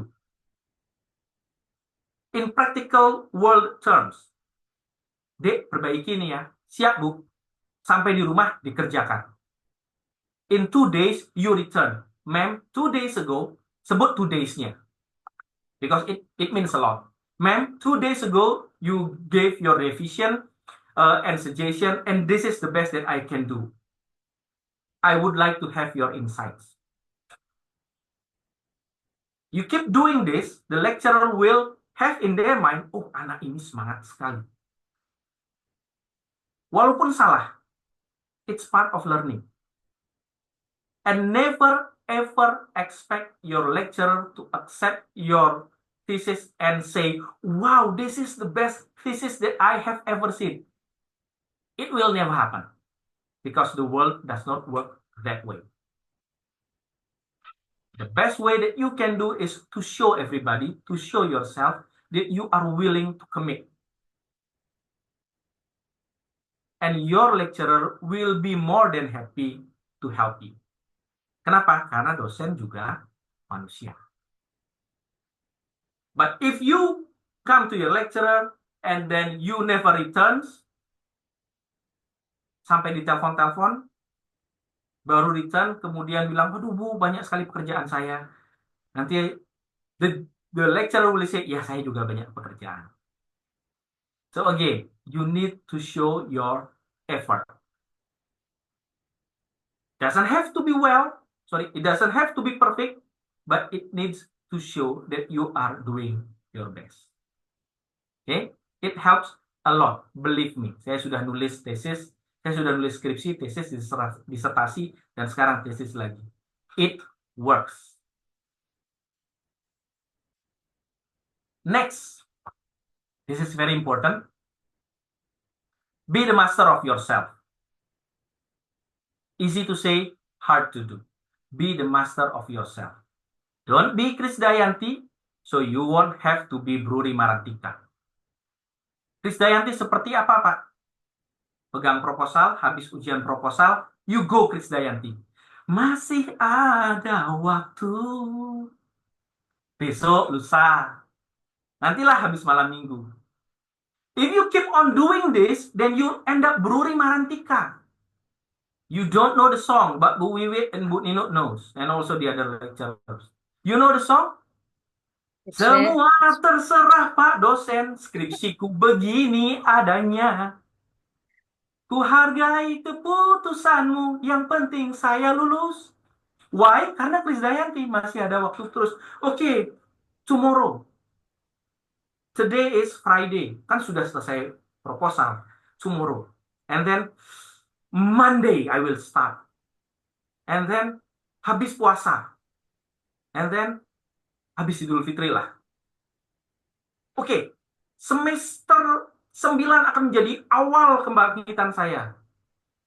And after semester 9, after New Year 2027 will be the day I start working on my thesis. Brother, sister, let me tell you something. It doesn't work that way. You keep going Krisdayanti, you'll end up doing Bruri Mahardika. Believe me, it happens. Okay? So when you get it, when you receive your revision, when you receive the suggestion from the lecturer, sit down, work on it. Don't think about it. The more you think about it, the less you're gonna do it. And don't forget, do your best and God will do the rest. A little tip, life hack, praying helps a lot. Bukan karena saya dari universitas yang berada di bawah Kementerian Agama ya, no. But it really works. Studies, not me, studies showed that people with strong basis of religion accepts and moves forward better than those without. Jadi ada penelitian on a number of people yang kena bencana, and people with strong religious background moves forward stronger, faster, and better than those without. Because they have their religion to hold on to. So remember, ora et labora, working and praying. Praying helps. It helps calms you down. Yeah. It helps slow the nerves, and slowness helps with your comprehension. So praying helps. Do it. And also helping other people. Ada teman saya yang dosen, tiba-tiba jadi baik. Dulunya killer. When I ask her, kok baik sekali sekarang? Iya, saya mau ujian disertasi. So, berbuat baik supaya dapat hasil yang baik. Regardless, praying helps. Do your best and God will do the rest. Okay. With that point, I would like to leave you with this.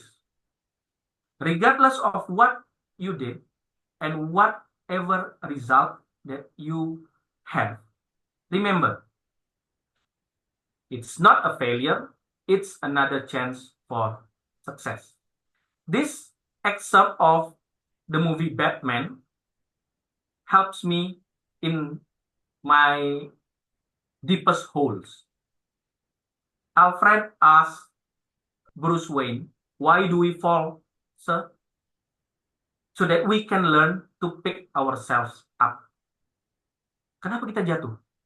Supaya kita bisa belajar berdiri dan bangkit. And remember, most of the time, you have to pick yourself up. Most of the time. Kita yang harus membangkitkan diri sendiri. So, ladies and gentlemen, thank you. Good luck. Godspeed on your journey through thesis. And remember, it may be a bad day. It may be a bad week. It may be a bad month. It may even be a bad year. But it's never a bad life. Thank you for listening, and I hope you will have better spirit in this journey ahead. Thank you. Back to you, Bu Wiwit.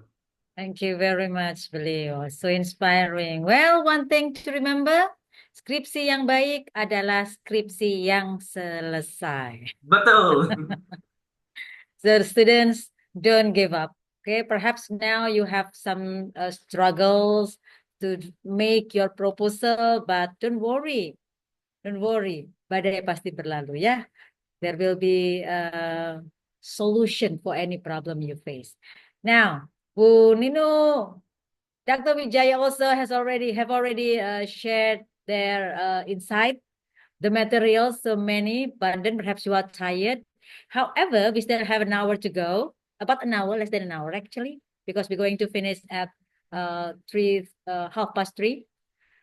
As I said previously, Beli and Bu Nino, there are some questions from students that we perhaps need to check a bit. May I share? Okay, let me share for... Yes, please. Okay, can you see it, everyone? Yeah, let's talk about it a bit, not too long, because I actually also want to take somebody here from the participants to show, perhaps to ask questions directly about their proposal. Now, question number one, let's answer quickly. How can we choose suitable method for our research? I think you, Bu Nino, and also Bli have already mentioned, but would you please underline very important thing to remember, points to remember for number one, how can we choose suitable method for our research? Okay, thank you. I'll try to answer first, biar kelihatan lebih pintar. Okay, this is a very common question. Sometimes students come with design instead of with research idea. Pak, saya mau melakukan penelitian eksperimental. Oke. Yang mau diteliti apa? Yang penting eksperimental, Pak. Keren, Pak. Oh yeah, you're right. Yeah. Don't. Okay. Come with your research question. Your methodology will be based on your research question. Let's say that you are studying people who study English. Saya mau tahu bagaimana orang belajar speaking, Pak. Oke. Which part of speaking? Saya ingin tahu ada hubungan nggak saya ingin tahu ada hubungan nggak dia belajar bahasa Inggris di rumah dengan belajar bahasa Inggris les dengan kemampuan berbicaranya, Pak. Okay. From the sound of it, that's a causal comparative study. You want to compare people who study with English lesson outside the house and people who study without English lesson, and then see the effect of those on their speaking ability. In that case, that's a causal comparative. Nah, Pak, saya ingin biar yang satu saya kasih les, yang satu saya kurung di rumah. Oke. Walaupun tidak etis, tapi that's an experimental study. Oke, Pak, susah, Pak. Saya nggak mau ditangkap karena ngurung orang. Saya ingin tahu perasaan mereka saat ikut les bagaimana. Oh, oke. Itu kualitatif jadinya fenomenologi. So again, it depends on your research question. Forget the design. The design will come to you. When the research questions are ready, the design will come. Yeah. Okay? Okay. Yep. Bu Nino perhaps want to add? For number one? I think the same. The same idea with please. So the important one, the first thing that you have to think about is what do you want to know? What do you want to solve? What is your curiosity about? Then think about the right method to support your ideas. So not directly, I just want to have a qualitative, but the activity is your teaching. Nggak benar itu. So first is the objective, what you are trying to find out, right? Mau kemananya dulu. Before you are trying to find the vehicle, you have to decide where you want to go. What you want to do. Because if you want to go to Pakuwon, Pakuan Mall, for example, is very close to our campus. It will be impossible for you to take a plane. It will be Iya, useless. walaupun keren. Kelihatannya keren, tapi runway-nya aja sudah lebih panjang daripada ke Pakuan Mall. So it's just impossible. So that's students underlined. If you want to choose suitable method for your research, so make sure that you know very well your research questions and your objectives. Thank you. Number 2, is it better for undergrad students to do qualitative research or quantitative research? I think the answer is just the same with number 1. What do you think, Bu Ninuk? Well, sebagai orang yang sedang struggling dengan thesis, it's better not to do research at all. Well, our student will be very happy to get that answer. It's better for your mental health, but because I and you have to do it, then it really again returns to the kind of question. Forget about the design, forget about the approach. Just focus on what do you want to know. Then you'll get there. Okay. Yes. Bu Ninuk want to add? Same lah. So it's not which one is better, but which one that It depends. It depends on what you are trying to do, right? What you are Yeah. trying to find. Number 3, how to determine the right instrument to measure speaking skill or listening skill. Okay. Theoretically speaking, you need to read the theories. Yeah. Practically speaking, find articles on speaking, listening skill, and see their instrument. That's a lot easier. Yeah. So In you our get department, example. so it depends on the department requirement. In our department, if you can show that the instrument has been used before and has been checked for validity and reliability, then you don't need to do the same thing, especially when you are adopting and adapting into a little bit. So if you don't really change it and your study is not that different from the previous study, remember you still have to think about the novelty, then you can use the instrument. That is one of the agreement in our department. But this subject to department's policy.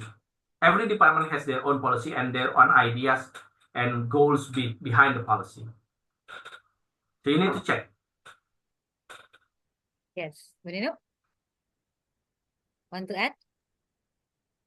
Yeah, right. There are some considerations that you have to think about, but usually if we talk about speaking skill and measuring speaking skill, so you have to use performance test.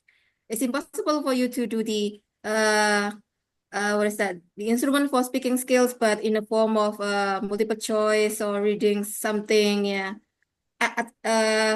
Well, if you can read aloud though for speaking skill, but the important one in speaking skill is performance one. For listening skill, because the important one is listening comprehension, so probably you can have multiple choice like a TOEFL test one. And then another consideration is whether you choose to have standardized tests or teacher-made tests. That's the one that we explained. So if you choose to have standardized tests, then you don't need to do the many steps of knowing about whether your instrument is good or not. But if it is made by you yourself, then you have to check whether your instrument is good or not. Yeah. Yeah. Thank you very much, Bu Ninuk. Okay, let's continue. We still have some. When we use experimental design, if the finding we get do not match the research question or perhaps fail, what should we do? I think it's already answered by Bli previously. Yep. So when it is rejected, it failed doesn't mean that your research failed. It's okay, just explain why it failed. Yeah, I'd like to highlight that because students still have the doubt. Seakan-akan harus normal and then Dan hasilnya harus bagus. No, that's not. No, that's not research. Kapan experimental fail pada saat menggunakan instrumen yang salah? And I don't think that will happen because you go through seminar proposal. Or there's something wrong with the treatment, Bli. Sometimes it happens because of the treatment. Or you lost all the participant diculik alien or whatever, So Yeah. you cannot continue. Otherwise, it's very hard to fail quantitative study. Yeah. Especially if you don't take a very long time to do it. Yeah.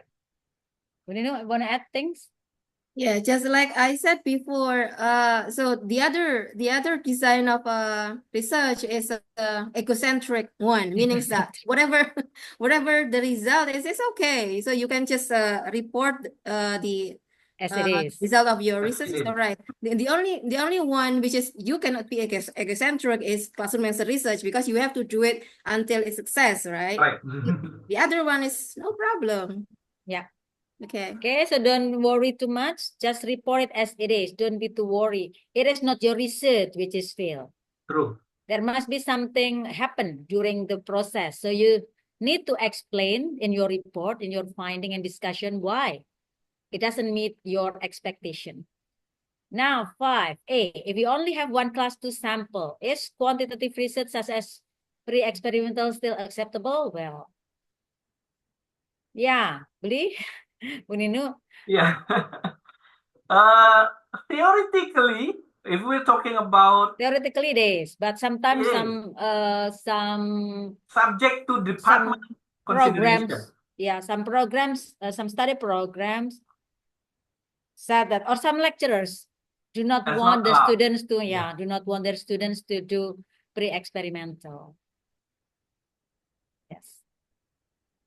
You know, directly number 5P. Yeah, but theoretically there is an option Theoretically for it's okay. experimental Theoretically it's research. okay. Although Yeah. some Subject lecturers, to policy.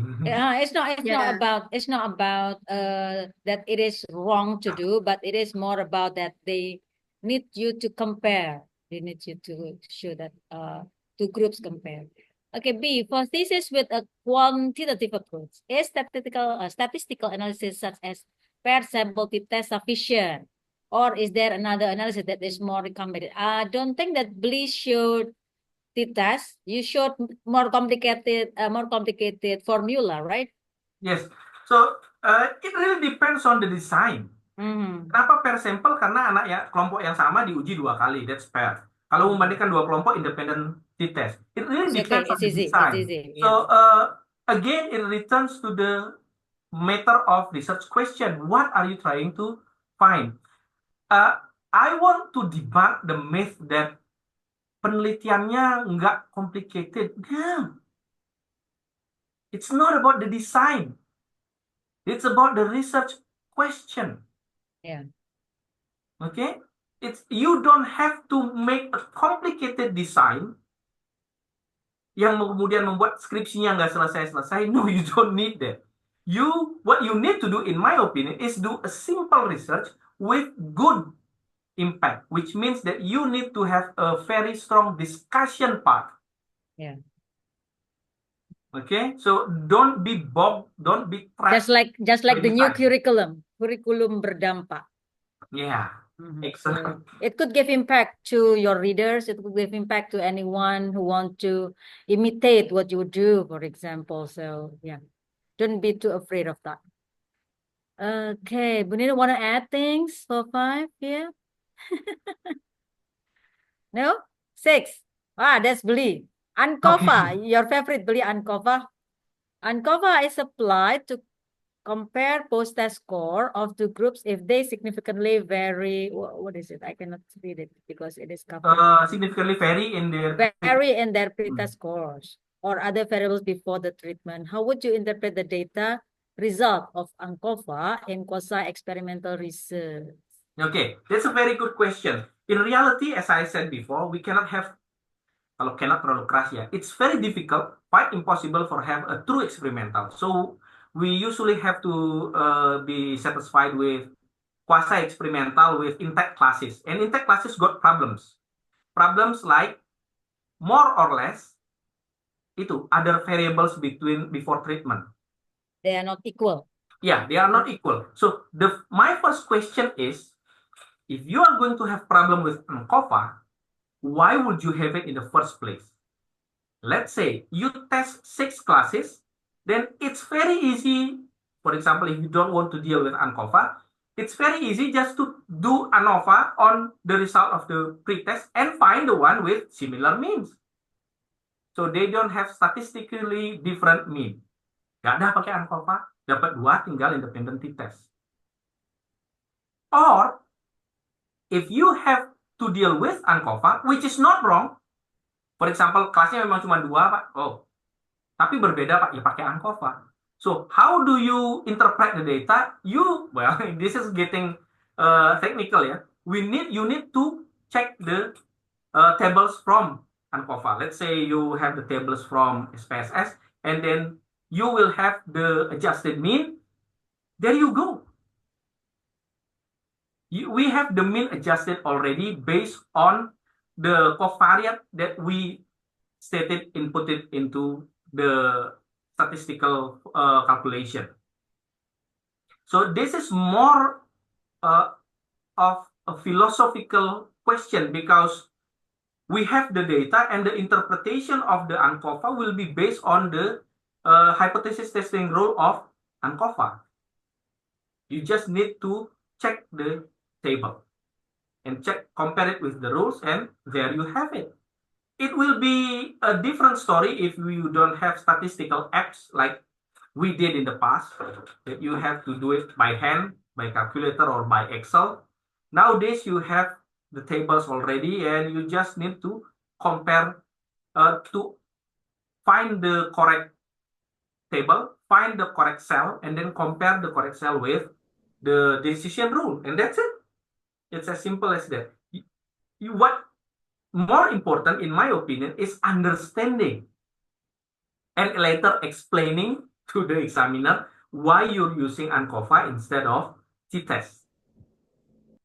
For example, I hope that answers the question, Mbak. Karena It's very technical.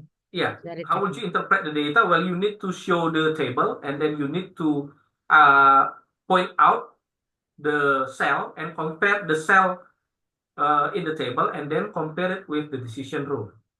It's like that. More importantly is speaking about why we need to have ANOVA in the first place. Ya, karena itu tadi ada variation between the group, and you don't have the luxury of testing other groups. For example, only have 2 groups.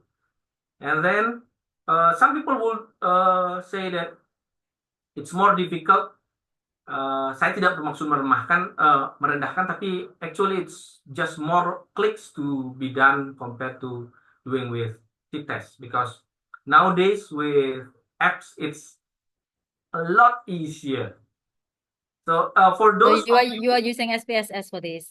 Yeah, I'm sorry I cannot speak for other than SPSS because of my limited knowledge. I only deal with SPSS. Yeah. But for students who are taking quantitative study, don't be scared of all those formulas.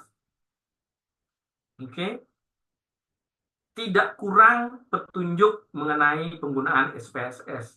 And actually, it's not that difficult. It's not more difficult than your high school level math. It is just more complicated. It's not difficult, it's complicated. You need to be careful. So in this kind of scenario, the idioms, if you want to go slow, you have to go, if you want to go fast, you have to go slow. Ini yang berlaku. You need to go slowly and carefully with every line, every step of the calculation. Other than that, quantitative study is a very good study, and in my opinion, easier to do than qualitative study. I'm suffering now under a pure qualitative approach for my current thesis. Okay, back to you, Bu Wiwin.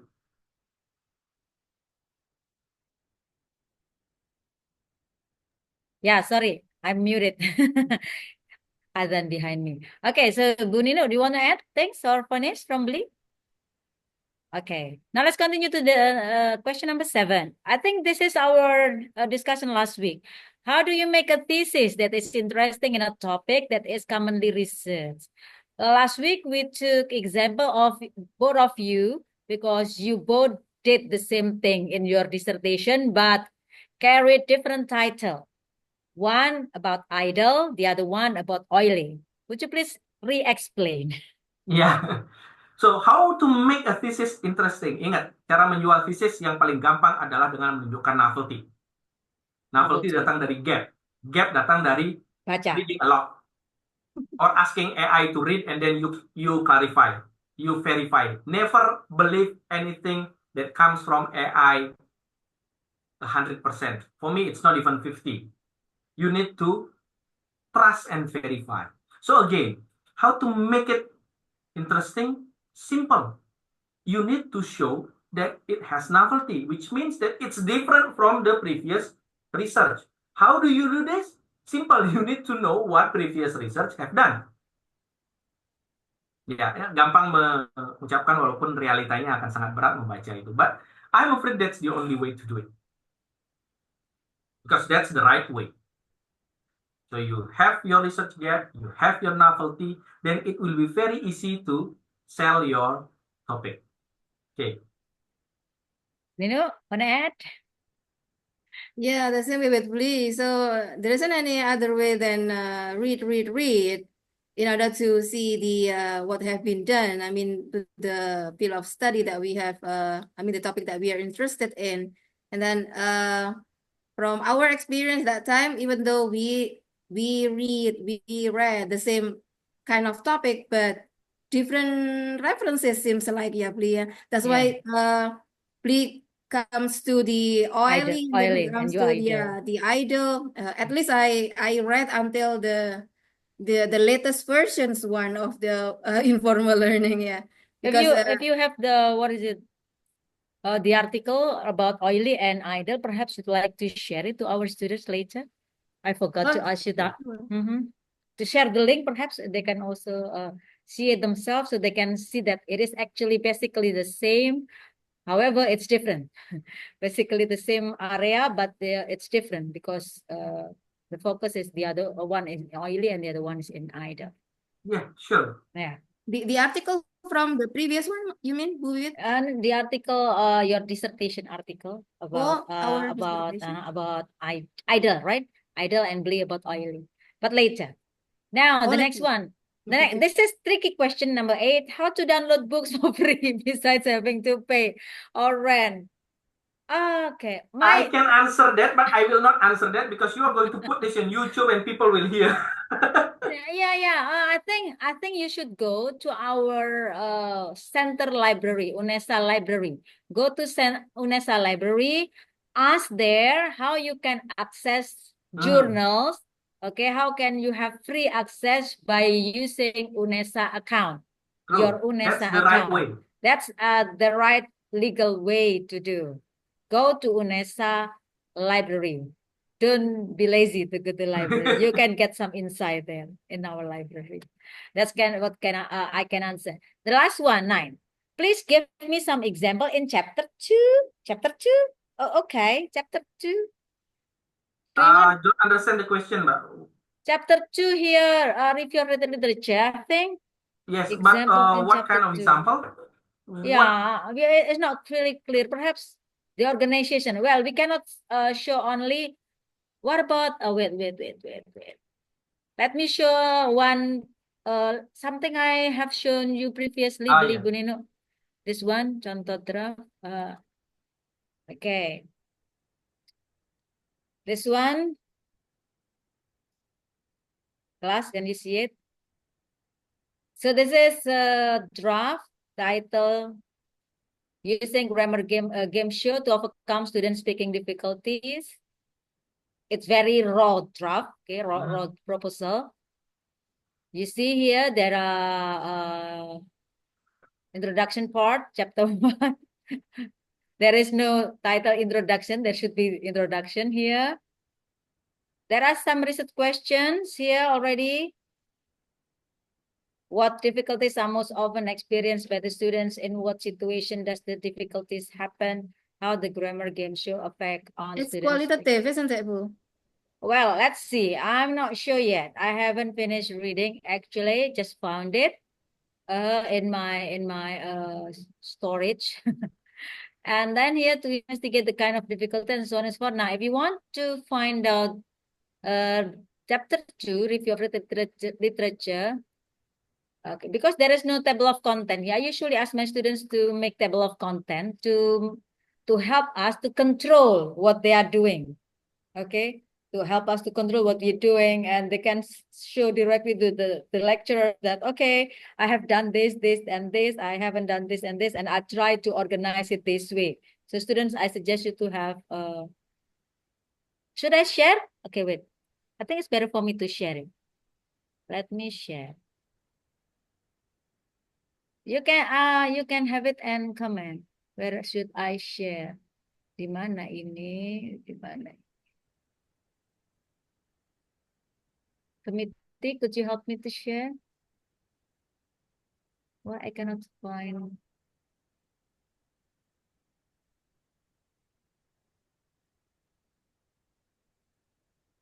I don't find committee. Could you help me to share? Okay, share the previous file that you shared. Yeah, the PDF one. The Oh, PDF one. Would you please? coming on. Yeah.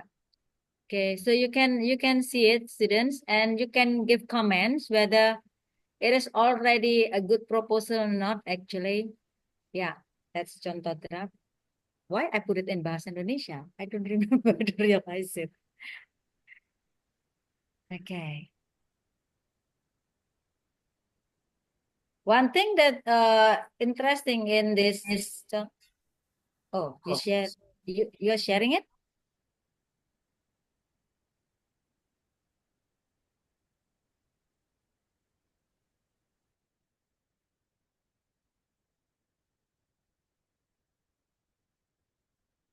Okay. Okay, so it's visible now. It's visible now. Okay. Can you show okay, students, so you can actually read yourself because Libra has already shared the proposal draft. Now take a look at the data analysis part, chapter 3. Would you please show chapter 3?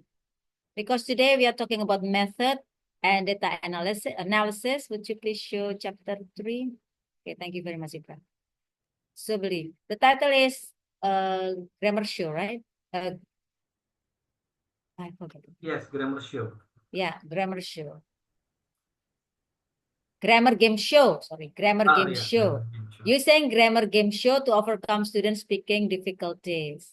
So here, take a look at the research methodology because it is still very initial, very initial proposal. You see that it is very, very simple, very simple. Research Yeah, design. from the title, it feels qualitative. That's Yeah, why it's qualitative. like a qualitative, just like Bu Nunu mentioned, it's qualitative. Do you think it's correct, Bu Nunu, Beli? Do you think it's correct that it should Yeah, use from the qualitative? title, I think it's correct, but it's not phenomenology. It's not phenomenology. What is the design? It's not mentioned yet. It's not mentioned. Oh, it doesn't It's not mention any. mentioned. Oh, Yeah, okay. so Yeah, Still but I the think approach, yeah. there will be need a tweak on the title so it does not sound too car-ish. any So- suggestion? What title? What should the author here do to make it softer? So, well, if it's going to be phenomenology, then it should focus on the experience or effort of the teacher instead of the improvement. Because when you put doing A to improve B, it's going to sound a bit like car or a lot like car. It should focus on the A, on the action or the experience. If you're going to see it from the point of view of the teacher or the students who are involved in the implementation. Jadi perlu dispesifikkan lagi ya. So need Yeah. to, for the title need to be made More more specific. Okay. Now, take a look at the research setting here. We learn in classroom, at senior high school in small city. Very broad, actually. In small city, well, it has some classes that consist of 3 grades. 3 grades? I don't really understand this. Subject, the participant will be the English teacher in senior high school and high school students on second grade. Okay, of that school. Okay, Comments? this research is going to pay attention on the students. Ini maksudnya kalimat bahasa Indonesia ya.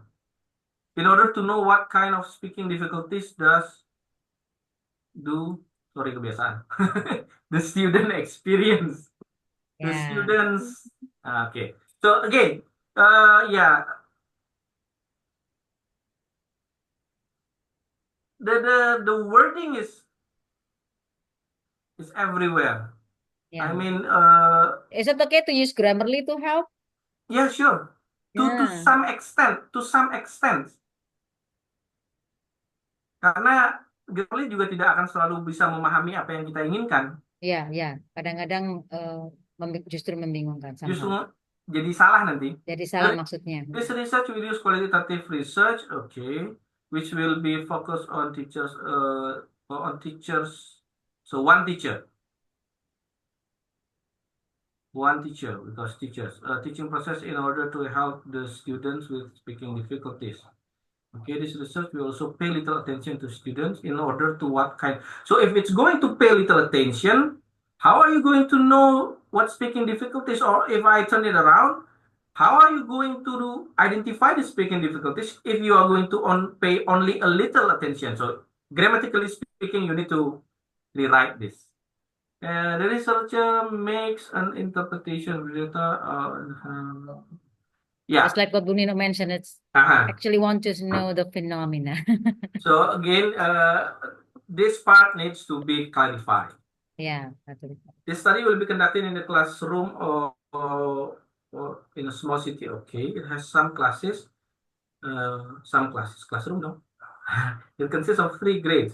Okay, rewrite. I don't understand what do you mean. Yes. Okay. The participant will be the English teacher in senior high school and high school students on second grade. Okay, ini high school students. This is contradict this part. Pay little attention. Rewrite the 3.1 to 3.3. Now, data and sources, source of data. Would you please? Yeah, you need to scroll. Ini mohon semoga what we do today do not make you drop. Okay, don't make you down, students. We are just trying to show you how to analyze your own proposal. I need to maybe explain to the students that why am I doing this? Not because I hate you. No, not because I hate you or I don't like you. No, but because my name will be on the cover of your work.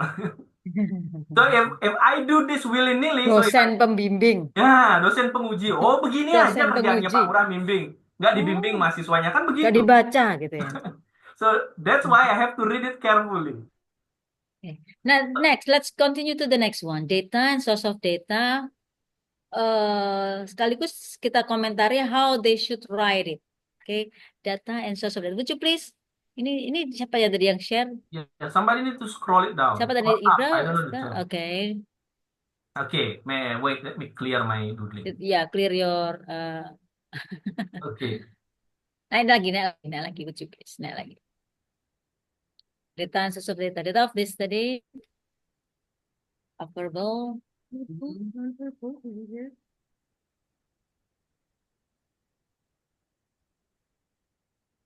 Yeah, Benito, want to say something? Yeah, actually, I want to make comments about the previous one, the design earlier. So actually, do you want to know the difficulties of the teacher, or do you want to highlight that the teacher is succeeded in increasing the students' problems and speaking ability? Because the title is actually seeming like you want to stand out that this is the way to make the students with difficulties in speaking, using this one, they overcome their difficulties. But then in design, the students, I mean, the writer explain want to explore the difficulties or something. I mean, it's yeah. perceptions or yeah. I think again, what do you want actually in your study? And then the design, I don't think it's phenomenology. If you think the person or the place is special, that's why you take that that setting, then it's probably case study. Study. I think so. Okay, and Okay. I would like to add something regarding to the question. Example of chapter 2. This is what you need to have in chapter 2. Verbal and non-verbal behavior. At the very least, you need to have the definition and the definition of verbal and non-verbal behavior because you're going to observe. So if you are going to observe the kind of animals that exist in my backyard, I have to have a list of animals. So I can compare ants. Okay, I've got ants. Grasshopper, I've got grasshopper. And then, okay, that's an elephant. I don't have elephant. Okay, this is a finding. I found an elephant in my backyard. So this is the same. If you are going to study verbal and non-verbal behavior, at the very least, in the second chapter, you need to have a list of this.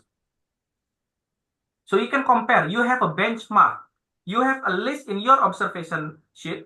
Apa aja yang harus ada, yang semestinya ada, yang biasanya ada. And if there is something new, what is it and why? Okay. Yeah. Jadi menyambung ke chapter 2. And then, this is interesting. While non-verbal behavior also included in this study by, okay, grammatical aside, teacher gesture. You need to clarify teacher gesture itu yang kayak bagaimana? In chapter 2. Otherwise, you will need, Misunderstand. yeah, you will need to list every single gesture. Apakah kalau guru garuk-garuk kepala itu means something or what? Yeah. Yeah. Yeah, So you one need to thing have the list. one thing to underline here is you need to be careful in using any terms. Yeah, true. And you need to be consistent in using the terms because sometimes students in the title write ability and then inside they write competence, for True. example. So Proficiency. proficiency. So they use 3 terms in one proposal. Please don't. Okay, just use one terms, stick with it. Clarify what you mean by that term in the definition of key term. Please clarify it clearly. Yeah, Talk speaking about it of clearly. clarifying, it is also I think the student also need to clarify on this teacher's oral explanation, word, phrases, and teacher utterances because I don't know what does the student mean by this explanation, including this or what, and based on teacher's teaching and learning process. Okay. The teacher does not learn, the student learns. So the teacher's teaching process and student's learning process. Sorry for being I think it's if it is interview, I think it's student the teacher answer during interview. I think. Yeah, something like that. If it's observation, My then yes. guess. Okay, so review 3.3 and 3.4. 3.5. Now go to 3.5. Data collection techniques. We have done much. We don't have much time. It's already 3:11. Oh God. Observation, interview, and documentation. Okay, what do you mean by documentation? You need to clarify this. Taking pictures does not mean that you are taking data. Right. Most of the students use that as Ya, documentation. ya. Kadang-kadang dokumentasi maksudnya yaitu memfoto dirinya bahwa melakukan penelitian atau memfoto gurunya sekedar membuktikan bahwa ada penelitian. That's not what you do. So document review, not documentation. Yeah, video, photo, data, like Bu Nino explained, is the data, photo and video that is related to the topic. Yeah. Bukan And selfie, you will analyze that. dan penelitian gitu. Thus, the instrument used are observation checklist. Okay, so observation checklist needs to be based on theory relating to this in chapter 2. Observe checklist and field note for observation. Okay, observation, you also have to relate it with this and also this. Yeah. The recording interview transcript of the video. Oke, ini bukan instrumen. Recording itu bukan instrumen, catatan juga bukan instrumen, itu data. Data. Jadi yang instrumen itu observation checklist, field note. Okay. Yeah, students will be having tummy ache just by looking at the bulat-bulat ini. So, students, ladies and gentlemen, don't be discouraged by all those writings. I use red ink because it's easier for me to see. I'm an old man, so it's easier for me to see. Kalau pakai hitam kan nggak kelihatan nanti. Ya, sama saya. Ya, so don't be discouraged. Kemudian tanda tanyanya besar sekali, Pak. Ya kebetulan aja saya lagi pengen besar, nanti kalau kecil nggak kelihatan. So please again, lecturers are human. Jangan berprasangka buruk. Wah, bapaknya masih There is also statement. Students are human. Yeah. Yeah. Yeah, true. Well, both sides are human. Both So sides are human. human communicate. True. Just like what Lee has mentioned previously, human communicate. So if you need to ask something, ask. True. If you need to clarify something, please, you can talk to your lecturer, to your advisor, to your supervisor. To just keep silent because we don't know ilmu kebatinan. Bukan Ki Joko Bodo ya yang bisa baca pikiran orang. And again, just because we use red ink, we write marks and circles and strokes, strike through, don't be discouraged. Why do we do that? Because we have limited memory. If we don't do that, we wouldn't remember. Yeah. Remember, we just are not help to reading locate. your work alone. I'm reading 20 at the moment. So yeah, there will be a lot of doodlings on your work. Don't think that I'm angry with you. No, not at all. I'm just trying to remind So myself. perhaps you need to change into pink. Yeah, maybe pink or yellow, yeah. Pink. Yellow, no, you cannot see yellow. Pink. I think pink. It looks yeah. It looks more intimate using pink. What about the next one? The next 3.6, would you please? Up. Okay, now data analysis, believe. Sometimes students just write down, I'm going to analyze the data using SPSS, full stop.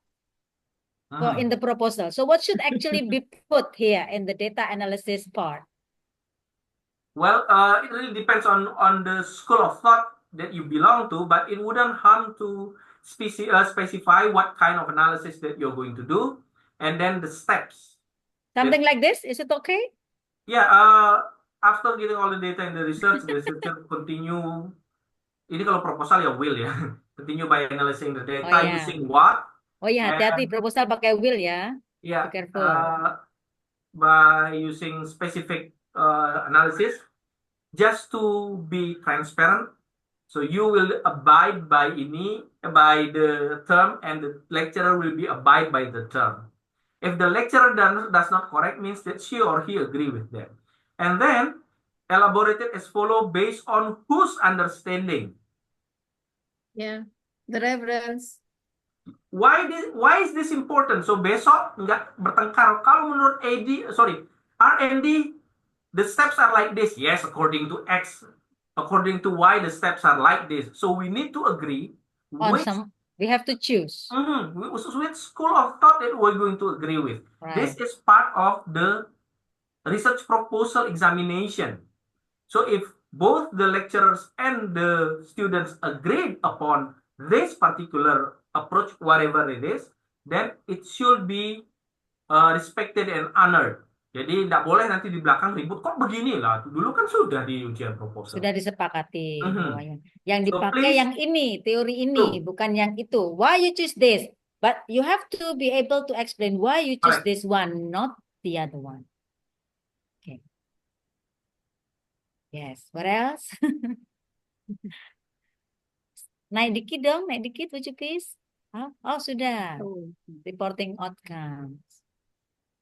Yeah. There are many school of thought in research book, so you can choose which expert of research methodology you are going to follow. Yeah, you need to explain what you are doing in the data analysis one by one and try to make it as clear as possible. Why? Because if you make it as clear as possible, it will make your proposal later doable. Hmm. Oh yeah, I would like to point one thing also. Subject to department's policy, different department again has different policy. Some department requires instrument by the time of research proposal exam. Oh yeah, Some yeah. We department also no. Okay, instrument. so if you have require instrument during research proposal, then students you need to be prepared for that. So you have to have at least, Pak ini kayaknya belum benar, it's okay. At least you have one. And then during the research proposal, we can hash that out. This is important, and again, this is part of dosen juga manusia part. You need to make sure that your examiner agree with your instrument. Because some student deliberately, sengaja, tidak memasukkan instrumennya karena belum bikin atau takut salah. The problem was, or the problem is, later on, the examiner asked, wait, why is it like this? Where did you get this instrument? From X. Okay, I don't remember that we talked about this during the proposal examination. And if the instrument is inappropriate, then I'm afraid you have to use another instrument, which is the more appropriate, means that you have to do the research all over again. During Indonesia, as far as I know, instrument will be asked during the seminar proposal, and then students and supervisor, also examiner, will see it. Will see the instrument and will do things to make it better. Yeah. And the supervisor should be somebody to validate the instrument. True. So in our campus. Students, if people do not ask about your instrument, I suggest you ask. Pak, ngapain Pak? Itu ular nyari pentung. Bukan. You need to make sure that your supervisor, your examiners agree upon. Daripada belakangan jadi masalah. Okay, so you are confident. Later when remember, examiner may ask because they do not know. That's one. Or examiner may ask because they want to test. This is, after all, an examination.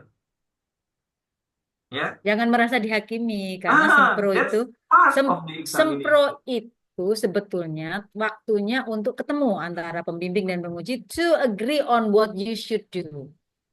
Totally. So that later in your SEMHAS you can do the report, okay, based on what you have done in sempro, your revision, and then you take data, collect data, do your analysis, and so on and so forth, and then you can report. And if they ask why you do this, you can show your proposal, revision, and so I have got this kind of suggestion, and I have done it. So why now you ask me why I did it? True.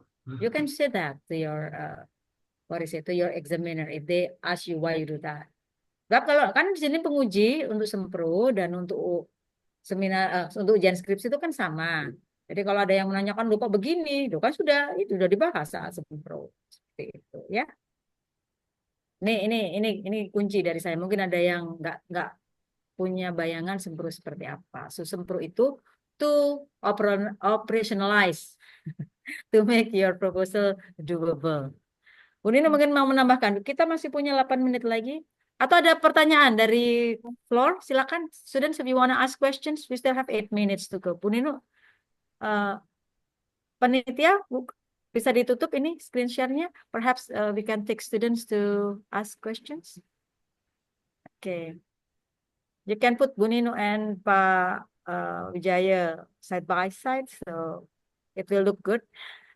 You don't have to put me. Just put them. Yeah, any question from the floor, forum? Anyone want to ask? Revan, perhaps want to ask question? Actually, today I want to see Revan's, but it seems that the time doesn't allow us to do that. Revan, you want to ask questions or anyone else? You see. Okay. Anyone? Please, you can ask any questions. Curhat boleh. Thank you for the chance. Allow. Oh, okay. Tapi kan langsung ngomong. Siapa nih? Who's this? Yeah, why don't you just speak directly? R&D is making product, right? For example. Okay. Beli, Bu Nino, Okay. it's yours. Yeah. R&D talks about program, model, and grounded theory talks about theory. So more or less about theory. In R&D, you create a product or a model based on need analysis and also theory. The theory comes from grounded theory research. So grounded theory, it's from the ground up.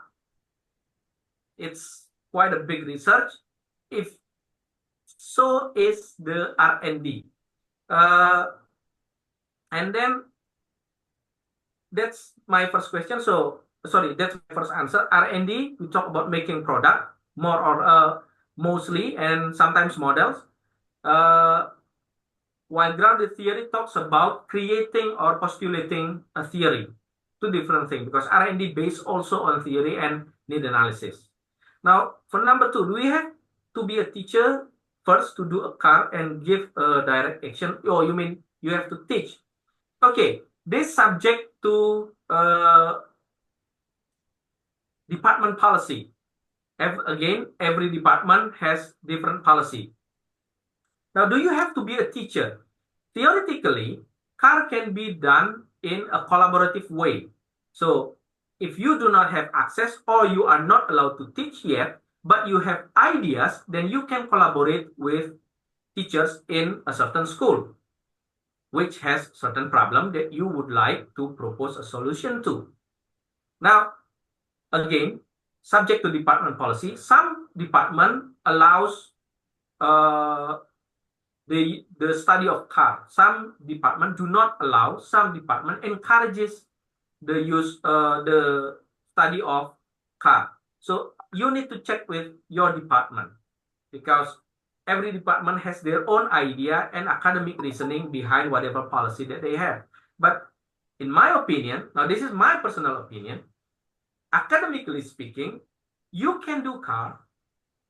If you do not have the class, then you can work collaboratively with the teacher that do have access, do teach in said class. Okay, that's to answer the question. Back to you, Mbak Wiwit and Bu Nino dan Bu Nino, perhaps Bu Nino has something to say about it. What Okay, question?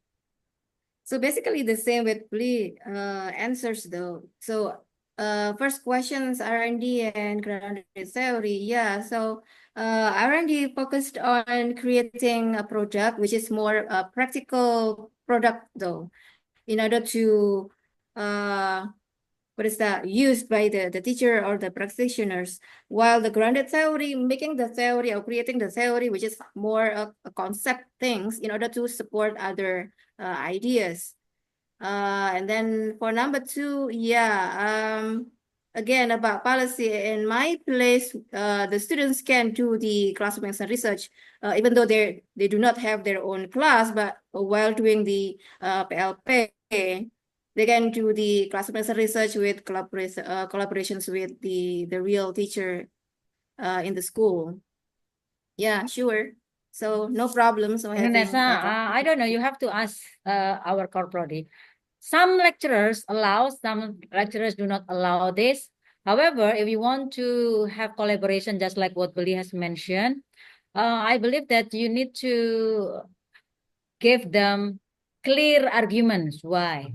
And it will be good if it is supported by preliminary study like that, when, like the one mentioned by Bunino, when doing PLP, you know, something happened, a problem happened in a class, and then you and the students agree on doing a research, then you can continue it to take it in for your thesis, for your undergrad thesis. That's my suggestion. Well, 3 minutes to go. Anyone? One more? Is it okay? Oh, one more. Revan. Is it okay, Beli? Okay, yeah, one more, yeah. Thank you. Field notes typically includes.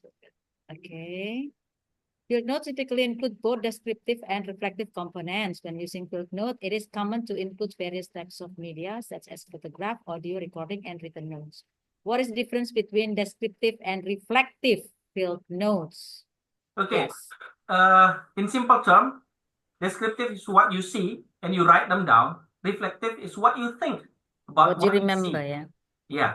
Hmm. So let's say the teacher, based on your observation, the teacher smacked the student with 1 meter long wood ruler. And that's the descriptive part. And then you reflect what you believe, what the teacher believe on the smacking with wood ruler. That's an extreme example, but yeah.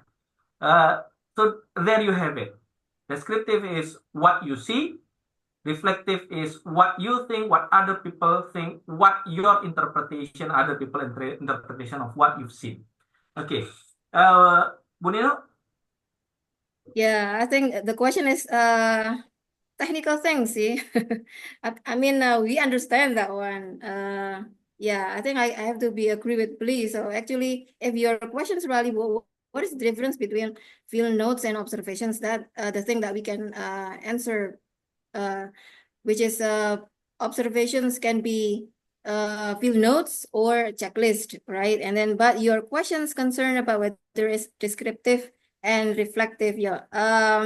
Yeah, I think if it is descriptive, you can write whatever that you saw in the field notes, and then yeah, again, the reflective is the way you feel about it.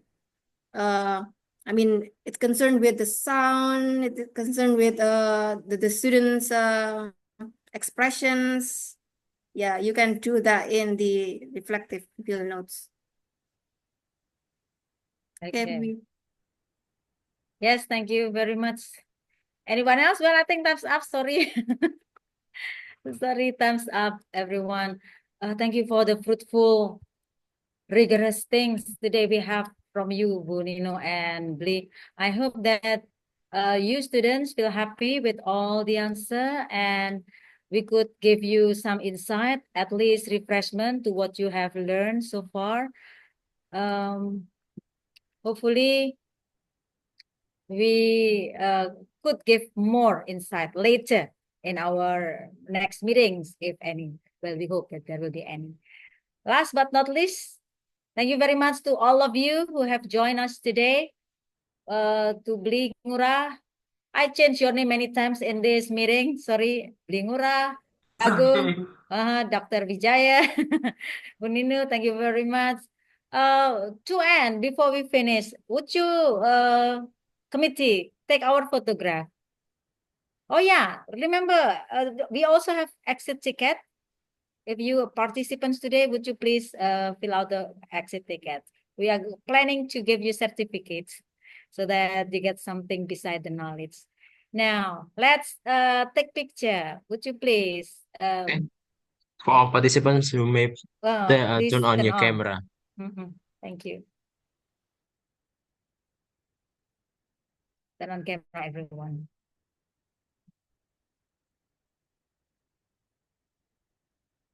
You are mute. You are muted. Ibra, it's muted. Not just wondering why. That's good. Make sure Yeah, you open your perhaps camera, otherwise you're perhaps not. There some is of no your record of friends. your face there. So make sure that you open your camera. Yeah, please. Okay. No one. Okay.